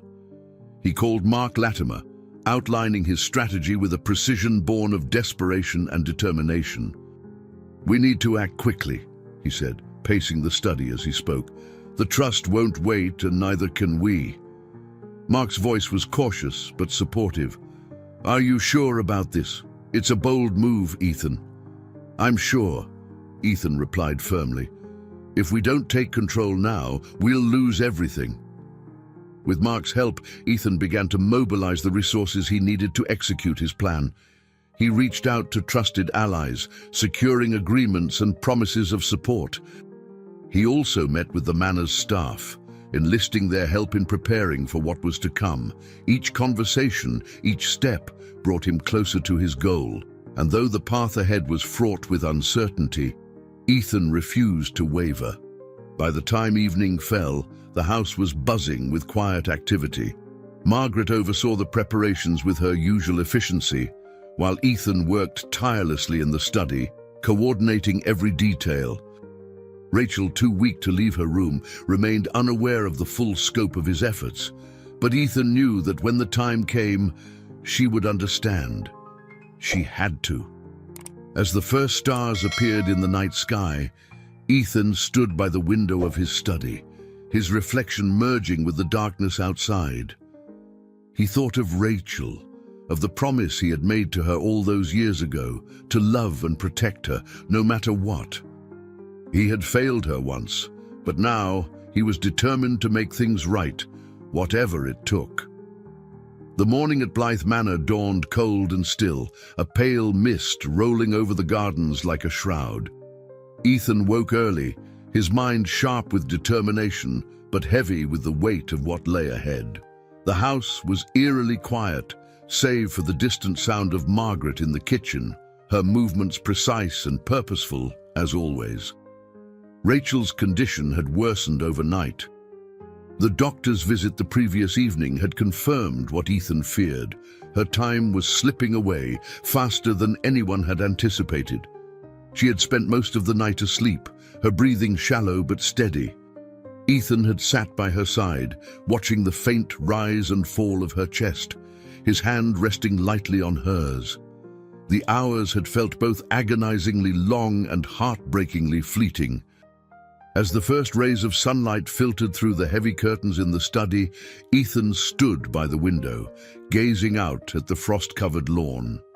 The plan he had devised with Mark Latimer was set to unfold that day, a bold and risky move designed to secure the estate and, more importantly, Rachel's peace of mind.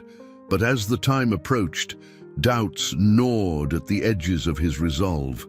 Margaret appeared in the doorway, her expression grave. "Mr. Moore," she said quietly. "The guests are beginning to arrive." Ethan turned, nodding. "Thank you, Margaret. I'll be down shortly." She hesitated, her hands clasped tightly in front of her. "Are you certain about this? It's not too late to reconsider?" "I'm certain," Ethan replied, his voice firm but tinged with a hint of weariness. "It's the only way." Margaret nodded and left, her footsteps fading down the hall. Ethan straightened his tie, glancing at the mirror. The man staring back at him looked older, wearier, a reflection of the past month's relentless strain. But there was also something else in his expression, a quiet determination that hadn't been there before. The sitting room was already filling with people when Ethan descended the grand staircase. Members of the Blythe Charitable Trust, along with a handful of Rachel's close friends and allies, were gathered in clusters, their conversations hushed but intense. James Holloway stood near the fireplace, his sharp gaze scanning the room like a hawk surveying its territory. Ethan entered with the confidence of a man who had nothing left to lose. All eyes turned to him, and the room fell silent. "Thank you all for coming," he began, his voice steady. "As you know, we're here to discuss the future of Blythe Manor and the estate. But more importantly, we're here to honor Rachel's wishes." James stepped forward, his expression cool and composed. "And what exactly are those wishes, Mr. Moore? The trust has made its position clear. Without a legitimate heir, the estate should be repurposed for the greater good." Ethan met James's gaze, unflinching. "Rachel is still here, and her wishes matter more than anyone else's. She has a legacy, and it's not for you or the trust to dictate how it's preserved." The tension in the room was palpable as Ethan continued, outlining the plan he and Mark had devised. Through careful negotiation and strategic alliances, Ethan had secured a coalition of stakeholders willing to protect the estate from the trust's control. The Blythe name would remain intact, with Rachel's vision guiding its future. James listened, his expression growing colder with each word. "You're playing a dangerous game, Mr. Moore," he said when Ethan finished. "This plan of yours is ambitious, but it hinges on one thing: Rachel's ability to approve it. And from what I've been told, she's hardly in a position to make such decisions." Ethan's jaw tightened, but before he could respond, a voice cut through the tension. "I can speak for myself." The room turned as Rachel appeared in the doorway, supported by Margaret. She was frail, her skin pale and her frame thinner than ever, but her eyes burned with quiet defiance. The murmur of surprise rippled through the room as she slowly made her way to the center, every step an act of willpower. "Rachel, you don't have to," Ethan began, but she held up a hand, silencing him. "I do," she said firmly. Her voice, though soft, carried the weight of her resolve. She turned to James, her gaze steady. "You think I'm too weak to make decisions about my own legacy, but you're wrong. This estate, this name, it's not just about money or power. It's about people, about the life my father built and the lives it can continue to touch." James opened his mouth to argue, but Rachel didn't give him the chance. "Ethan's plan isn't perfect, but it's mine. And I approve it." The room was silent as her words hung in the air, their finality unmistakable. James's expression darkened, but he remained silent, knowing there was little he could say to counter her. Ethan stepped forward, his hand gently resting on Rachel's shoulder. "You don't have to fight this alone," he said quietly. She looked up at him, her expression softening. "I know," she said simply. The meeting concluded soon after, the trust reluctantly conceding to Rachel's decision. As the guests began to disperse, Ethan remained by Rachel's side, supporting her as they made their way back to her room. When they were alone, Rachel sank into her armchair, her breath shallow but steady. "Thank you," she said, her voice barely above a whisper, "for fighting for me, for believing in me." Ethan knelt beside her, his hand clasping hers. "You've always been worth fighting for," he said softly. "I just forgot how to show it." As the night deepened, Ethan stayed by her side, the quiet of the house, a welcome reprieve from the day's battles. For the first time in months, he felt a sense of peace, not because the fight was over, but because he knew he wasn't fighting alone. The days at Blythe Manor grew shorter as winter approached, the fading sunlight casting an almost ethereal glow over the estate. Inside, the once vibrant halls were subdued, filled with the faint sounds of footsteps and murmured conversations. Rachel's condition had taken a sudden turn, her strength ebbing with each passing hour. Ethan had never felt so helpless, watching her struggle against an illness that seemed to consume her piece by piece. That morning, the doctor had arrived again, his demeanor grim but professional. Ethan stayed in the hallway outside Rachel's room, pacing as he waited for the visit to conclude. The muffled sound of their conversation was a constant reminder of the reality he had been fighting to accept. When the door finally opened, Dr. Hazelman stepped out, his expression unreadable. Ethan stopped mid-stride, his heart pounding. "How is she?" he asked, his voice low but urgent. The doctor sighed, removing his glasses and wiping them with a handkerchief. "Her body is weakening, Ethan. The treatments can only do so much at this stage. It's time to prepare for the inevitable." Ethan's stomach dropped, the words hitting him like a physical blow. He struggled to find his voice. "There has to be something else we can do. Another treatment, another—" "Ethan," Dr. Hazelman interrupted gently, placing a hand on his shoulder. "What Rachel needs now is comfort and peace. She doesn't need more interventions. She needs you." Ethan nodded numbly, the weight of the doctor's words settling over him like a heavy blanket. As the doctor left, Margaret appeared with a tray of tea, her expression softer than usual. "She's asking for you," Margaret said quietly. Ethan inhaled deeply, trying to steady himself before entering Rachel's room. The sight of her lying in bed, her frame frail and her complexion pale, was almost too much to bear. Yet when her eyes met his, there was a spark of warmth that seemed to defy the weakness in her body. "You look like you've been through a battle," Rachel said, her voice faint but tinged with humor. Ethan managed a small smile, pulling a chair closer to her bedside. "I feel like it," he admitted. "How are you feeling?" She shrugged slightly, the movement almost imperceptible. "Tired. But I'm still here." The simplicity of her statement struck him, a reminder of the quiet strength that had defined her throughout this ordeal. He reached for her hand, holding it gently in his own. "Rachel, Don't," she interrupted, her gaze softening. "You don't have to say anything, just stay." And so he stayed, the hours passing in quiet companionship. Rachel drifted in and out of sleep, her breathing shallow but steady.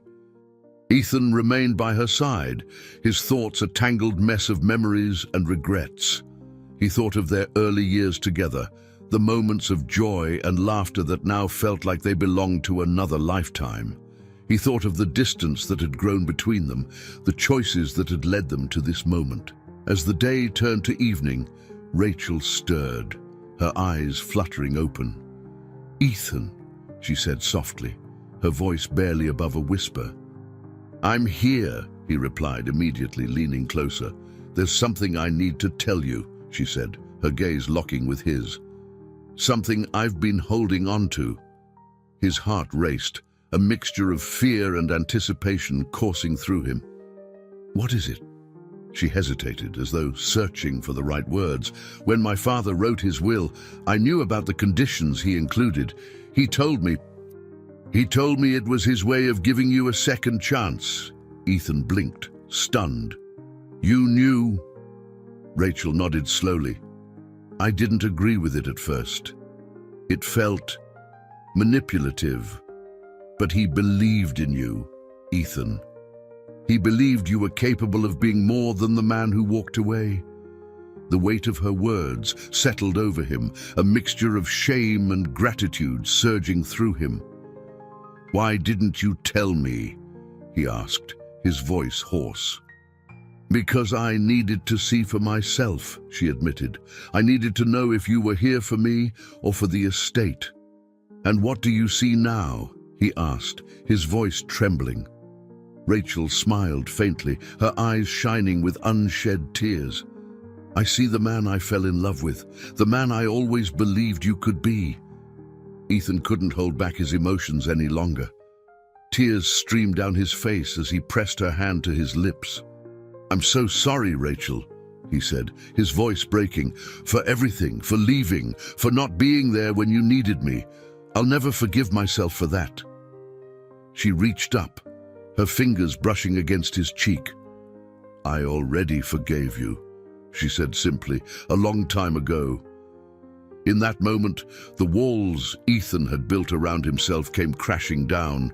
The grief, the guilt, the fear, it all poured out, leaving him raw and vulnerable. But in Rachel's eyes, he saw only love and acceptance, a balm for the wounds he had carried for so long. As the night deepened, Ethan stayed by Rachel's side, his hand never leaving hers. The house was quiet, the world outside seemingly holding its breath, and for the first time in years, Ethan felt a sense of peace, not because the battle was over, but because he knew he was exactly where he was meant to be. The morning light crept reluctantly into Rachel's room, illuminating the delicate lace curtains and casting soft patterns across the walls. Ethan had barely slept, his vigil by Rachel's side uninterrupted. Her breathing had grown more labored during the night, the shallow rise and fall of her chest a painful reminder of how fragile she had become. The faint sound of the wind outside was the only noise, amplifying the oppressive quiet within the room. Margaret entered silently, carrying a tray with tea and a small bowl of oatmeal. She paused when she saw Ethan's haggard expression, her usual stoicism giving way to a rare moment of tenderness. "You should eat something," she said gently, placing the tray on the bedside table. "I'm fine," Ethan replied, his voice barely above a whisper. His eyes never left Rachel's face. Margaret hesitated, then reached out to squeeze his shoulder. "You're doing everything you can." "She knows that," Ethan nodded, swallowing the lump in his throat as Margaret left. He leaned forward, taking Rachel's hand in his. Her skin was cool to the touch, her fingers limp in his grasp. "Rachel," he said softly, his voice trembling. "I'm here." Her eyelids fluttered, and for a moment, he thought she wouldn't wake. But then her eyes opened, the faintest hint of a smile appearing on her lips. "Ethan," she murmured, her voice weak but filled with warmth. "I'm right here," he said again, squeezing her hand gently. She blinked slowly, her gaze drifting toward the window. "Is it morning?" "It is," he replied. "The sun's out. It's a beautiful day." Rachel nodded faintly, her smile widening just a little. "I always loved mornings," she said, her words halting but deliberate. They felt full of promise. Ethan's throat tightened as he fought back tears. He wanted to say something, anything, that would convey the depth of his feelings, but the words wouldn't come.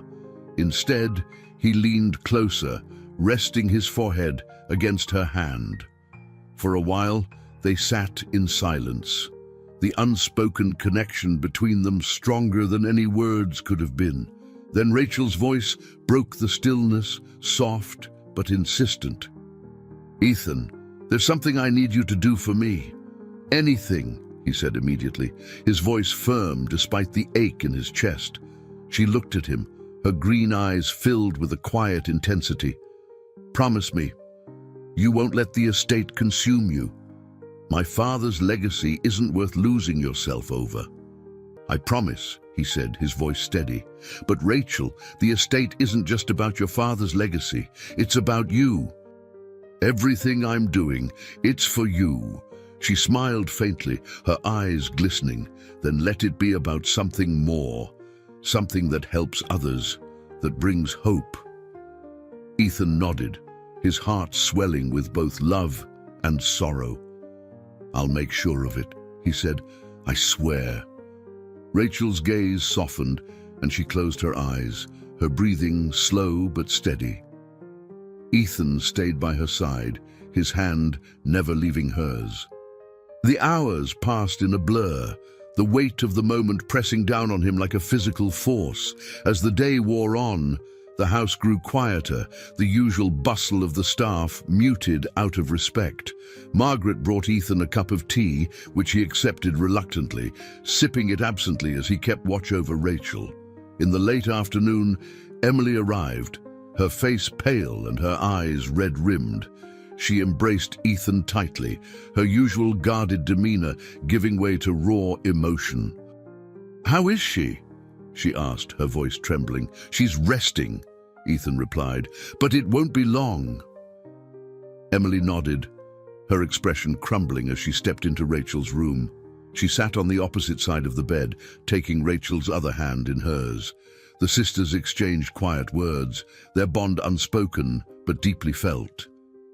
Ethan watched them, his heart aching at the sight. As evening fell, Rachel stirred again, her eyes fluttering open. She looked at Ethan and Emily, her gaze filled with a mix of love and gratitude. "You're both here," she said, her voice barely audible. "We're here," Ethan said, his voice thick with emotion. Rachel's eyes flickered between them, a faint smile on her lips. "You two are my greatest blessings," she said. "Promise me you'll take care of each other." "We promise," Emily said, her voice breaking. Ethan nodded, unable to speak. The room grew still once more, the weight of the moment almost unbearable. As the first stars appeared in the night sky, Rachel's breathing slowed, each breath a struggle. Ethan and Emily held her hands tightly, their silent presence a testament to their love. When the end came, it was quiet and peaceful. Rachel's last breath was barely a whisper, her face serene. Ethan felt his heart shatter, the loss cutting deeper than he had ever imagined. But amidst the pain, there was a sense of peace, a knowing that Rachel had found rest. As the house fell into silence, Ethan stayed by her side, his hand still clasping hers. He had kept his promise, and though the battle was over, his journey was far from finished. The heavy, somber silence of Blythe Manor was punctuated only by the soft creaking of the wooden floorboards under Ethan's feet as he wandered the halls late into the night. Rachel's absence was palpable, a void that seemed to echo in every room, every corner of the house. The walls, once filled with her laughter, her quiet determination, now felt unbearably still. Emily had retired hours ago, retreating to her room after a tearful embrace with Ethan. Margaret had urged Ethan to do the same, offering to ensure the manor remained quiet, but he couldn't. Sleep felt like an impossibility. Instead, he roamed the corridors, his thoughts a chaotic tangle of grief, guilt, and a strange, unfamiliar clarity. He found himself in Rachel's studio, the room untouched since her illness had prevented her from using it.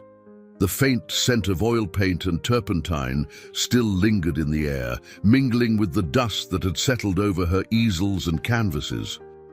The light from the moon spilled through the large windows, illuminating her final project, a half-finished painting of the manor's gardens in bloom. The colors, vibrant and full of life, stood in stark contrast to the cold reality of the present.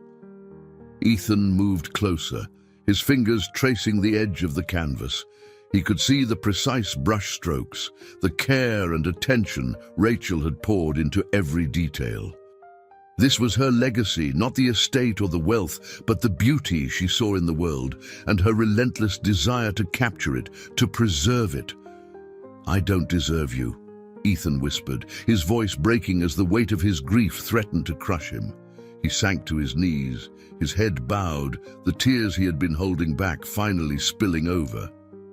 For the first time, he allowed himself to feel the full depth of his loss. Not just the loss of Rachel, but the loss of the life they had once shared, the dreams they had abandoned, the love he had failed to protect. The grief was all-consuming, a storm that left him gasping for air. But in the midst of the pain, a memory surfaced. He could see Rachel's face, her green eyes shining with quiet determination as she spoke to him during her final days. "Promise me you'll make it about something more. Something that helps others, that brings hope." Her words were a lifeline, pulling him from the depths of his despair. He couldn't let her down, not now, not ever. Wiping his tears, he rose to his feet, his gaze fixed on the unfinished painting. He would honor her memory, not through wealth or possessions, but through action. The next morning, Ethan called a meeting with Mark Latimer. Emily joined them in the study, her expression guarded but curious. The fire crackled in the hearth as Ethan laid out his plan, his voice steady and resolute. "I'm not going to fight the trust anymore," he began, surprising them both. "But I'm not handing over the estate without conditions." Mark leaned forward, his brow furrowing. "What are you suggesting?" Ethan took a deep breath. "The estate will be turned into a foundation, one dedicated to supporting artists, providing grants, and preserving Rachel's work. The trust can oversee the financial side, but the mission will be ours." Emily's eyes widened, her lips parting in surprise. "Ethan, are you sure?" He nodded. This was Rachel's vision. She wanted the estate to mean something, to inspire others. "I'm going to make sure that happens." Mark frowned, his skepticism evident. "The trust isn't going to agree to this easily. They'll fight you on it." "Let them," Ethan said firmly. "They can take the money, the titles, whatever they want, but they can't take Rachel's legacy." Emily watched him closely, her expression softening. For the first time, she saw a glimmer of the man Rachel had once fallen in love with, the man who had finally found his purpose. "I'll support you," she said quietly, "whatever it takes." Over the next several days, Ethan threw himself into the work. He reviewed legal documents, drafted proposals, and reached out to Rachel's network of friends and collaborators. Emily stepped in to help, her background in non-profit work proving invaluable. Together, they began to shape the foundation that would bear Rachel's name, a beacon of hope for struggling artists and a testament to the beauty she had brought into the world. The house buzzed with activity as plans took shape, the oppressive stillness of Rachel's absence replaced by a renewed sense of purpose. Margaret, ever loyal, managed the day-to-day operations of the manor, ensuring that Ethan and Emily had the space and support they needed. One evening, as Ethan reviewed a stack of grant applications, he paused to glance at the photograph of him and Rachel on their wedding day. Her smile was radiant, her joy infectious. He reached out, his fingers brushing the frame. "I hope I'm making you proud," he whispered. In the weeks that followed, Ethan found himself returning to Rachel's studio often. He began to work on the unfinished painting, his clumsy brushstrokes a far cry from her masterful technique, but it didn't matter. With every stroke, he felt closer to her, as though she were guiding him, urging him forward.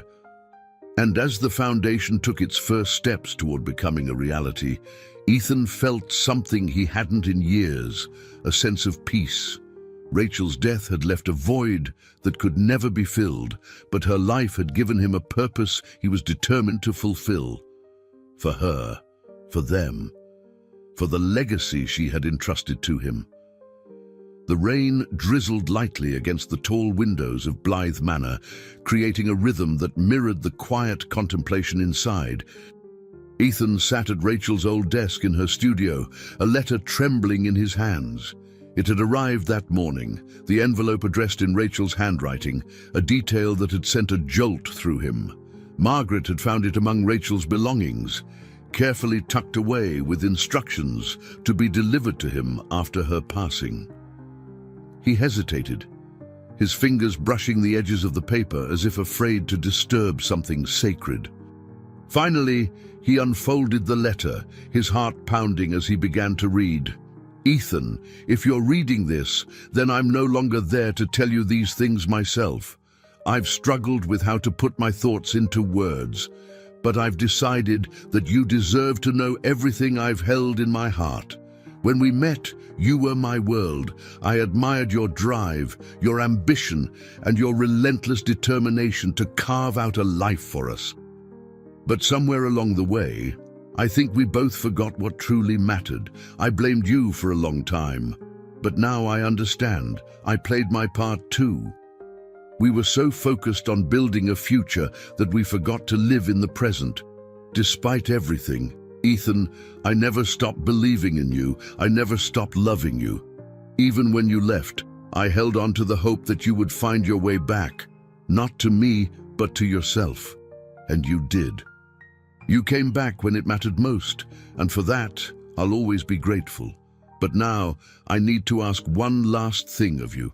Please don't let my death be the end of your story. Use it as a beginning. Take the love you found again and share it with the world. Build something beautiful, not for my father's legacy or the estate, but for the people who need it most. That is the legacy I want us to leave behind. Thank you for coming back, Ethan. Thank you for trying. Thank you for loving me. Yours always, Rachel. The words blurred as Ethan's vision clouded with tears. He set the letter down gently, his hands trembling as he wiped at his eyes. Rachel's voice echoed in his mind, her words a balm and a call to action all at once. He sat for a long time, staring at the unfinished painting on Rachel's easel. The vibrant colors of the garden seemed to take on a new life under the dim light. She had always seen the beauty in things, even when life was at its most fragile, and now she was asking him to do the same. That evening, Ethan gathered the staff and Emily in the drawing room. The fire crackled softly as they sat together, the atmosphere heavy but hopeful. "I received a letter from Rachel today," Ethan began, his voice steady despite the emotion lingering beneath it. "She left me with a final wish, not for the estate, but for what it could mean to others. She wanted us to build something meaningful, something that would help people." Emily leaned forward, her eyes glistening. "What are you thinking?" Ethan took a deep breath. "We move forward with the foundation, but it won't just be a tribute to Rachel's art. It will be a place where artists from all walks of life can come to find support, to create, to heal. We'll host workshops, fund grants, and preserve her work as an inspiration for generations." Margaret nodded, her usual stoicism replaced with a quiet pride. She would have liked that. Ethan looked at each of them, his resolve growing. "We'll need all of you to make this happen. It won't be easy, but it's the right thing to do." Over the next few weeks, the plans for the Rachel Blythe Foundation began to take shape. The estate's main house would be converted into a gallery and residence for artists, while the surrounding grounds would serve as spaces for workshops and exhibitions. The Blythe name, once synonymous with wealth and power, would now stand for creativity and hope. Ethan threw himself into the work, channeling his grief into purpose. He met with architects, curators, and community leaders, forging partnerships that aligned with Rachel's vision. Emily became his fiercest ally, her dedication to her sister's memory evident in every decision she made. Even Margaret, who had spent decades managing the estate, embraced the changes with quiet determination. One day, as Ethan stood in the garden Rachel had loved so much, he felt a strange sense of peace. The flowers, long dormant through the cold months, were beginning to bloom again. The colors were vibrant, full of life, a mirror of the transformation unfolding at the manor. He reached into his pocket and pulled out Rachel's letter, unfolding it carefully. As he read her words again, he felt a deep sense of gratitude. She had given him the chance to become the man she had always believed he could be. And though she was gone, her presence was everywhere, in the work they were doing, in the lives they would touch, in the beauty she had left behind. That evening, as the sun set over Blythe Manor, Ethan sat in Rachel's studio, adding the final touches to her unfinished painting. It would never match her skill, but it didn't need to. It was a collaboration, a testament to their love and the legacy they would share. And as the last rays of light faded from the sky, Ethan felt Rachel's spirit beside him, guiding his hand, reminding him that even in loss, there could be hope. The Rachel Blythe Foundation opened its doors on a crisp spring morning, the air carrying the scent of freshly bloomed daffodils from the gardens. Blythe Manor had undergone a transformation in the months since Rachel's passing. The once grand estate, with its heavy curtains and somber halls, now radiated light and warmth. The walls were adorned with Rachel's artwork, both her finished pieces and the sketches that had been tucked away in her studio drawers. Each corner of the manor seemed to hum with the promise of new beginnings. Ethan stood at the entrance, his hands clasped behind his back as guests began to arrive. Artists, philanthropists, and members of the local community gathered, their voices blending into a symphony of anticipation. Emily stood beside him, her presence a quiet reassurance. She had been instrumental in bringing the foundation to life, her sharp mind and tireless dedication, ensuring that every detail aligned with Rachel's vision. "You did it," Emily said softly, her gaze sweeping over the bustling crowd. "Rachel would be proud." Ethan nodded, his throat tightening at the thought. "We did it," he corrected, his voice heavy with emotion. "I couldn't have done this without you." As the clock struck 10, Ethan stepped forward to address the gathered crowd. The murmurs quieted as he cleared his throat, his gaze steady, but his heart racing. "Thank you all for being here," he began, his voice carrying across the garden. "The Rachel Blythe Foundation is more than just a building.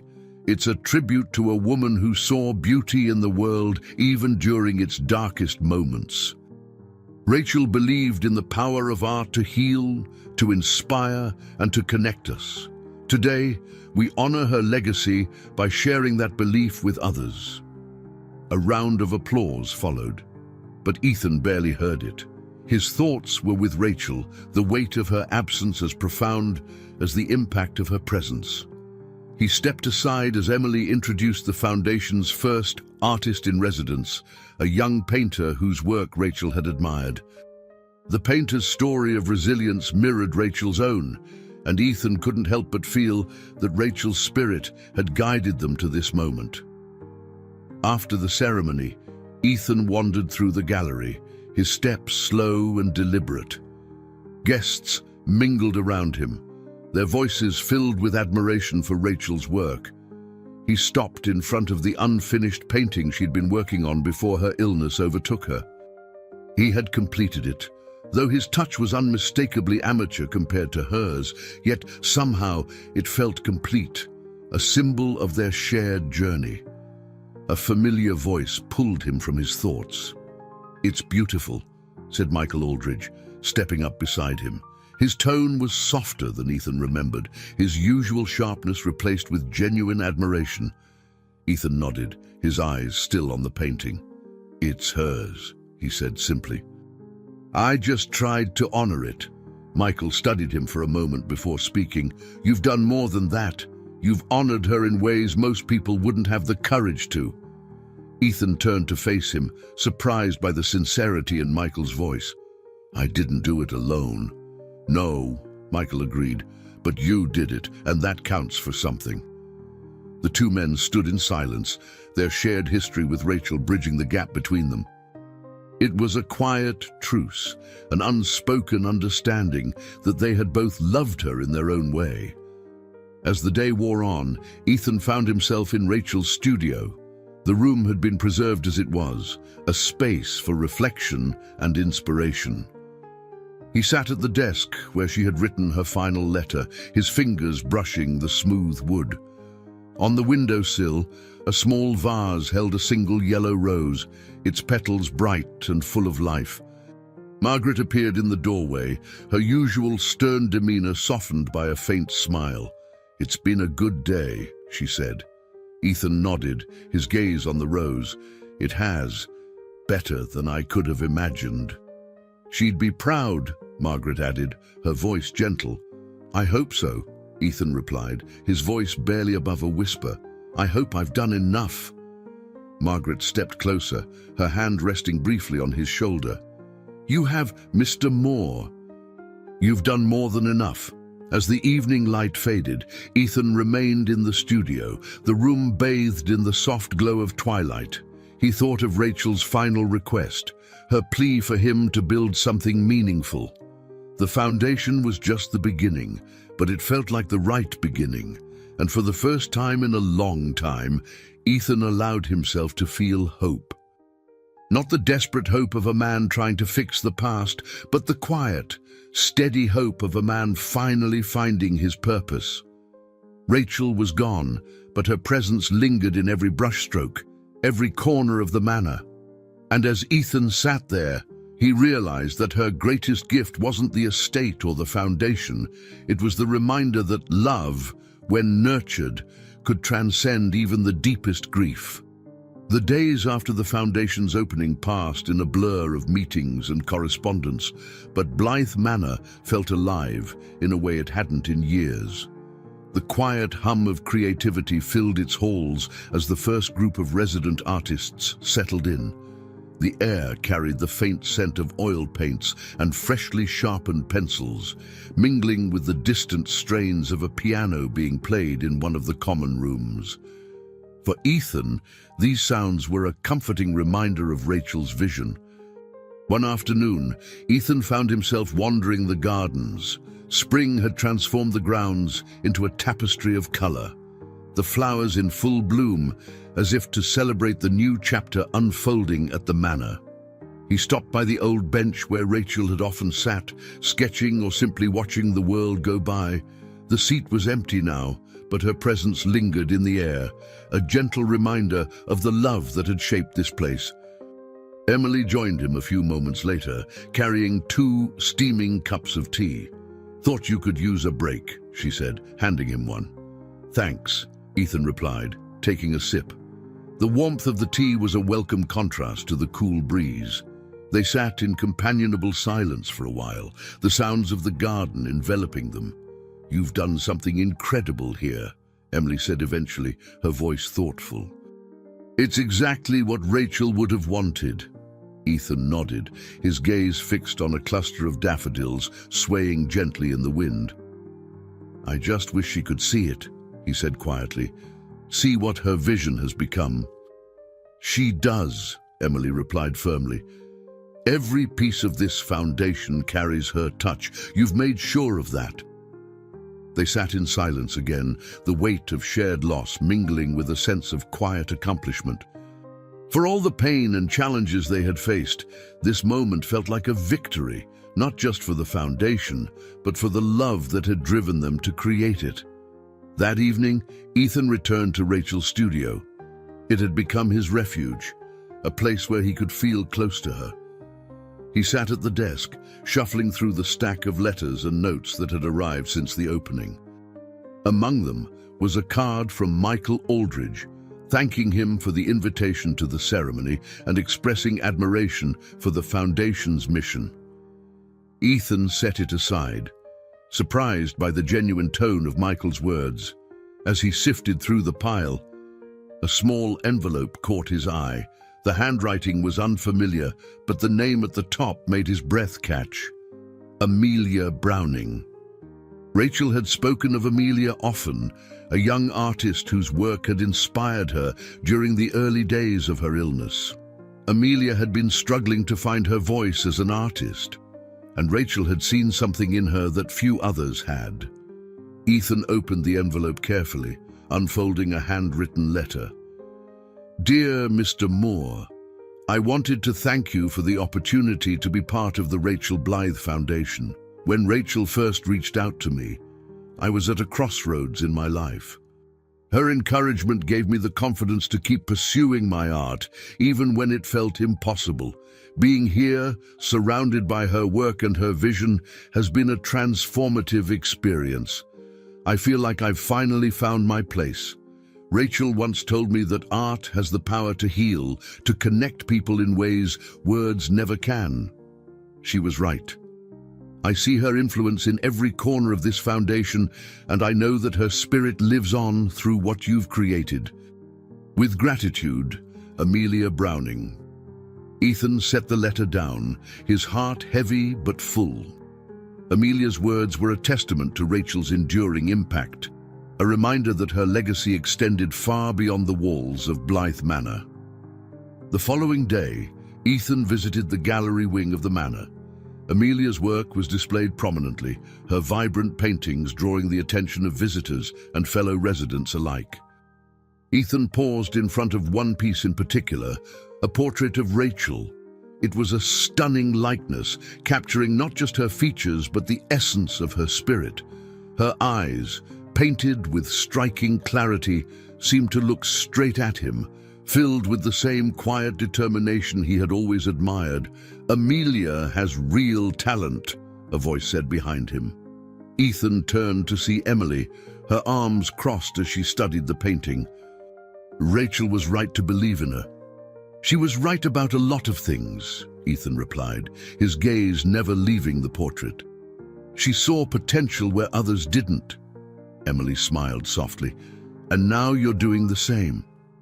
Ethan didn't reply, but her words stayed with him as he left the gallery. That evening, he wrote to Amelia, thanking her for the portrait and for sharing Rachel's vision with the world. It was a small gesture, but it felt important, a way to continue the cycle of encouragement and inspiration that Rachel had started. As the sun set over the manor, Ethan stood on the balcony overlooking the gardens. The colors of the flowers were muted in the fading light, but their beauty was no less striking. He thought of Rachel, of the letter she had left him, and the promise he had made to her. In that moment, he felt a quiet sense of fulfillment. The work was far from over, but the foundation had taken its first steps, and Rachel's dream was alive. For the first time in years, Ethan allowed himself to hope. Not just for the foundation, but for his own future, shaped by the love and lessons Rachel had left behind. The crisp autumn air carried a sense of renewal as Ethan stood by the large bay window in the main hall of Blythe Manor. Below, the gardens were ablaze with fiery reds and golds, a stunning display of nature's transition. Inside, the manor hummed with quiet energy. Staff moved about with purpose, artists worked diligently in their studios, and visitors admired Rachel's work in the gallery. The foundation was thriving, yet Ethan felt a sense of quiet reflection as he watched the scene below. Emily entered the hall, holding a steaming cup of coffee, and approached Ethan. "I thought you might need this," she said, handing it to him. "Thanks," Ethan replied, his voice soft as he accepted the cup. He took a sip, letting the warmth spread through him. Emily leaned against the windowsill, her gaze following his. "You've been quiet today." Ethan nodded, his expression contemplative. "It's been a year since Rachel passed," he said quietly. "I've been thinking about how much has changed." Emily placed a hand on his shoulder, her touch grounding. "She'd be proud of what you've done, Ethan. This foundation is everything she dreamed of, and more." He turned to her, his eyes filled with gratitude. "I couldn't have done it without you, Emily. You've been my rock through all of this." Emily smiled faintly. "Rachel was my sister. Helping you was the least I could do to honor her memory." A comfortable silence fell between them as they watched the grounds below.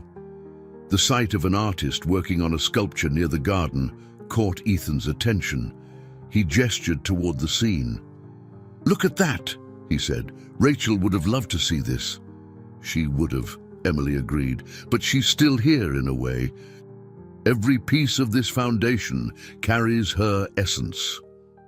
Ethan nodded, his thoughts drifting to the countless letters and stories he had received from artists who had found solace and purpose through the foundation.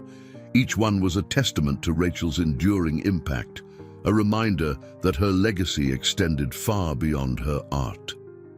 That afternoon, Ethan made his way to the foundation's archives, a space dedicated to preserving Rachel's life and work. The room was filled with sketches, letters, and photographs, each item carefully catalogued. He paused in front of a display that held a collection of Rachel's diaries, their leather covers worn but well preserved. One diary in particular caught his eye. Its pages were filled with Rachel's thoughts during the early days of her illness. As Ethan flipped through it, he came across a passage that stopped him in his tracks. "Ethan doesn't see it yet, but he's stronger than he thinks. I believe in him, even when he doesn't believe in himself. I hope that one day he'll understand that love is the greatest legacy we can leave behind." Tears blurred his vision as he closed the diary, holding it tightly to his chest. Rachel's words were a balm to his grief, a reminder of her unwavering faith in him. He sat down at the nearby table, the weight of her love settling over him like a warm embrace. Later that evening, a small gathering was held in the gallery to commemorate the foundation's first anniversary. Staff, artists, and community members came together to celebrate Rachel's legacy and the foundation's success. Ethan stood at the center of the room, surrounded by people whose lives had been touched by Rachel's vision. As the evening progressed, Amelia Browning approached him, her face alight with gratitude. "Mr. Moore, I wanted to thank you again," she said. "This place has changed my life in ways I can't even begin to describe." Ethan smiled warmly. "It's not me you should thank," he said. Rachel saw something in you. She believed in your talent, and now the world gets to see it too. Amelia's eyes glistened with emotion. Her belief gave me the courage to keep going. And now, being here, I feel like I'm part of something bigger. You are, Ethan replied, his voice steady. We all are. As the evening came to a close, Ethan found himself back in Rachel's studio. He stood before her unfinished painting, the one he had completed months ago. The colors seemed to glow in the dim light, a testament to the love and dedication that had gone into its creation. He spoke aloud, his voice soft but resolute. I hope I've made you proud, Rachel. I hope I've done enough. The quiet of the room felt almost alive, as though Rachel's spirit lingered, offering her silent approval. Ethan closed his eyes, a sense of peace washing over him. Blythe Manor had become more than a home or a gallery. It was a sanctuary, a place where love and creativity intertwined to heal and inspire. And for Ethan, it was a reminder that even in loss, there was the potential for beauty, growth, and connection. As he left the studio, the stars above the manor shone brightly, their light a quiet affirmation that Rachel's legacy was eternal. And for the first time, in a long time, Ethan felt ready to step into the future, carrying her love and vision with him every step of the way. The following weeks brought a strange calm to Ethan's life, the rhythm of the Rachel Blythe Foundation settling into something steady and enduring. The manor's grounds, once quiet and foreboding, now bustled with artists, visitors, and staff, all carrying out Rachel's dream in their own way. Ethan found solace in the patterns of their work, the steady hum of creativity echoing through the halls. One afternoon, as he reviewed a report on the Foundation's growing outreach programs, Margaret appeared in his office doorway. Her expression was neutral, though a glint of curiosity flickered in her eyes. "Mr. Moore," she began, holding an envelope. "This arrived for you." Ethan set his papers aside, taking the envelope from her. The handwriting on the front was unfamiliar but elegant, the address marked from a gallery in London. Intrigued, he opened it carefully, pulling out a folded letter and a smaller envelope tucked inside. The letter was from a woman named Sophie Hammond, a gallery curator who had recently discovered one of Rachel's early paintings in a private collection. She detailed how she had come across the piece, its origins linked to a small exhibit Rachel had participated in long before her illness. The painting, Sophie wrote, was breathtaking, its vibrant strokes reminiscent of Rachel's later works, but with a youthful exuberance that set it apart. But what caught Ethan's attention most was Sophie's final note. "Enclosed is something we found tucked behind the canvas. It appears to be a letter Rachel wrote, but never sent. We thought it best to return it to you." Ethan's hands trembled slightly as he unfolded the smaller envelope. The paper inside was yellowed with age, the ink faint but legible. It was addressed not to him, but to Thomas Blythe, Rachel's father. His heart sank as he realized the letter must have been written during a time when their relationship with Thomas had been strained. He began to read, "Dear Father, I know you and I haven't seen eye to eye on many things, but there's something I need you to understand. Art isn't just my passion, it's my purpose. You've always encouraged me to focus on what's practical, what's safe, but art is the only thing that feels real to me. It's how I make sense of the world, how I connect with people. Ethan doesn't always understand it either, but he tries, and that's enough for me. I know you see his ambition as a weakness, but I see it as his strength. He loves me, even if he doesn't always know how to show it. I wish you could see him the way I do, not as someone trying to prove himself, but as someone who truly cares. I'm writing this because I need you to know that my choices are my own. I love you, but I can't live my life trying to meet your expectations. I have to follow my own path, wherever it may lead. Love always, Rachel." Ethan set the letter down, his chest tightening with emotion. Rachel's words were a window into her heart, her struggles, and her unwavering belief in him, even during the most challenging times. She had fought not just for her art, but for their love, despite the doubts that had surrounded them. Margaret, who had lingered quietly in the doorway, spoke softly. "Are you all right, Mr. Moore?" Ethan nodded, though his voice wavered when he replied, "Yes, Margaret." "Thank you." After she left, he sat alone for a long time, the letter still in his hands. Rachel's courage and conviction inspired him anew, her words a reminder of the battles she had fought quietly but fiercely. He thought of Thomas Blythe, a man whose influence had shaped so much of Rachel's life and their own.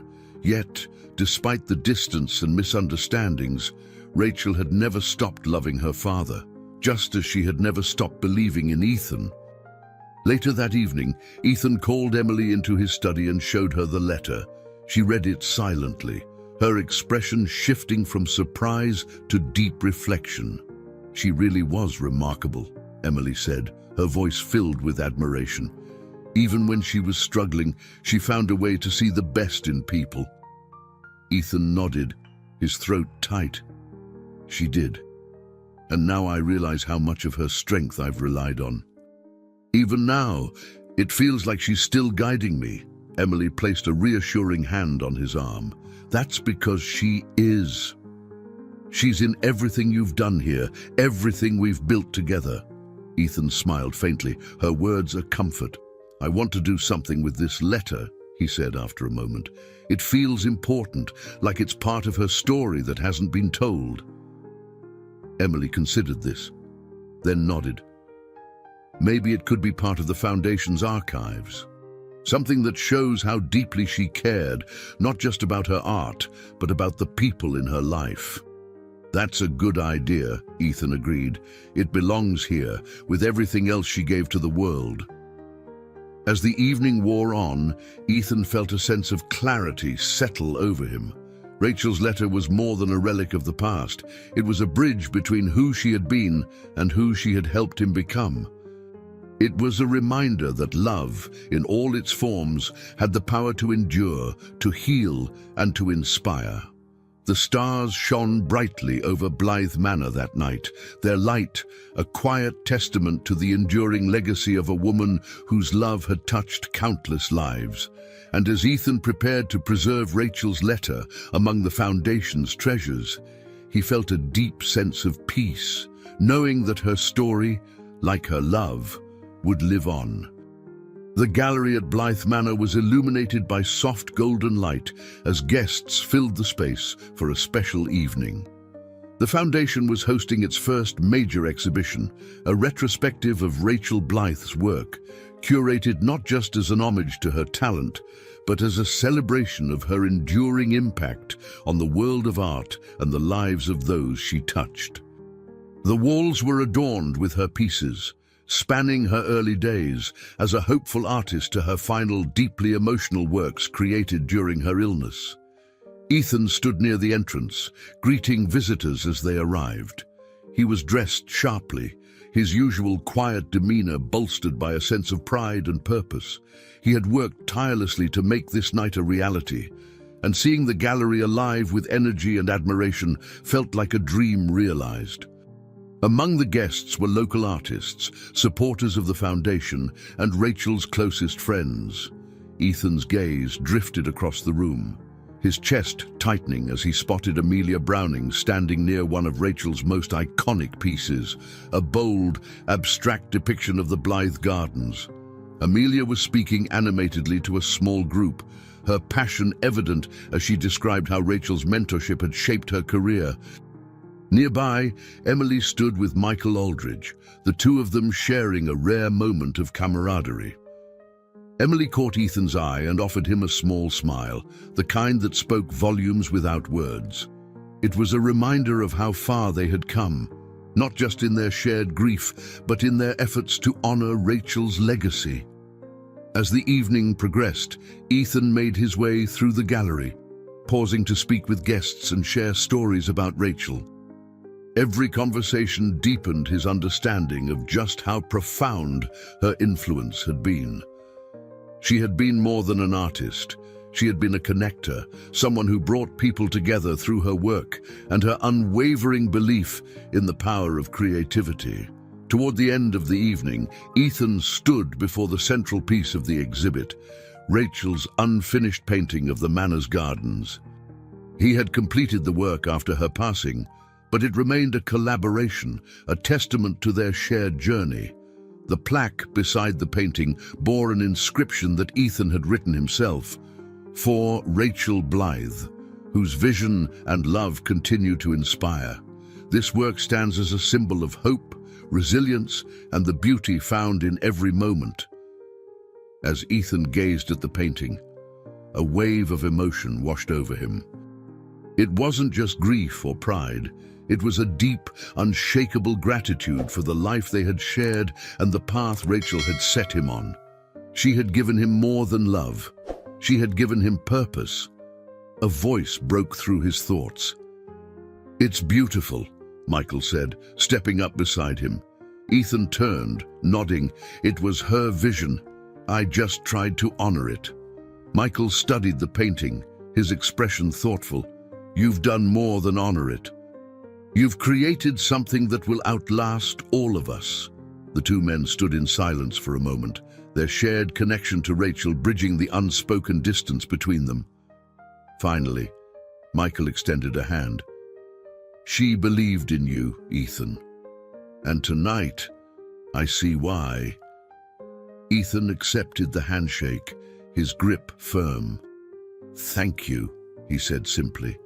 As the evening came to a close, Ethan addressed the guests, his voice steady despite the emotion welling within him. "Tonight is about Rachel," he began. "Her art, her vision, and her belief in the power of creativity to bring people together. But it's also about all of you. Each of you carries a piece of her legacy, whether through her work or the lives she touched. Thank you for being here, for keeping her spirit alive." The applause that followed was thunderous, filling the gallery with a warmth that seemed to linger long after the last guest had departed. Later, Ethan found himself alone in Rachel's studio, the quiet of the room a stark contrast to the energy of the evening. He sat at her desk, a single candle casting flickering shadows across the walls. The letter Rachel had written to her father was still there, now preserved as part of the Foundation's archives. Ethan reached for it, running his fingers over the worn paper. "Thank you," he whispered, his voice breaking, "for everything." As he sat there, a sense of peace settled over him. Rachel's love, her vision, her unwavering belief in him, it was all still here, woven into the very fabric of the Foundation, and for the first time, Ethan allowed himself to feel the full weight of her gift, not as a burden, but as a blessing. The next morning, the sun rose over Blythe Manor, its light spilling through the windows and illuminating the gallery. The paintings, sketches, and letters seemed to come alive in the golden glow, each piece a testament to Rachel's legacy. And as Ethan stood by the window watching the gardens below, he felt a quiet sense of triumph. Not for himself, but for Rachel.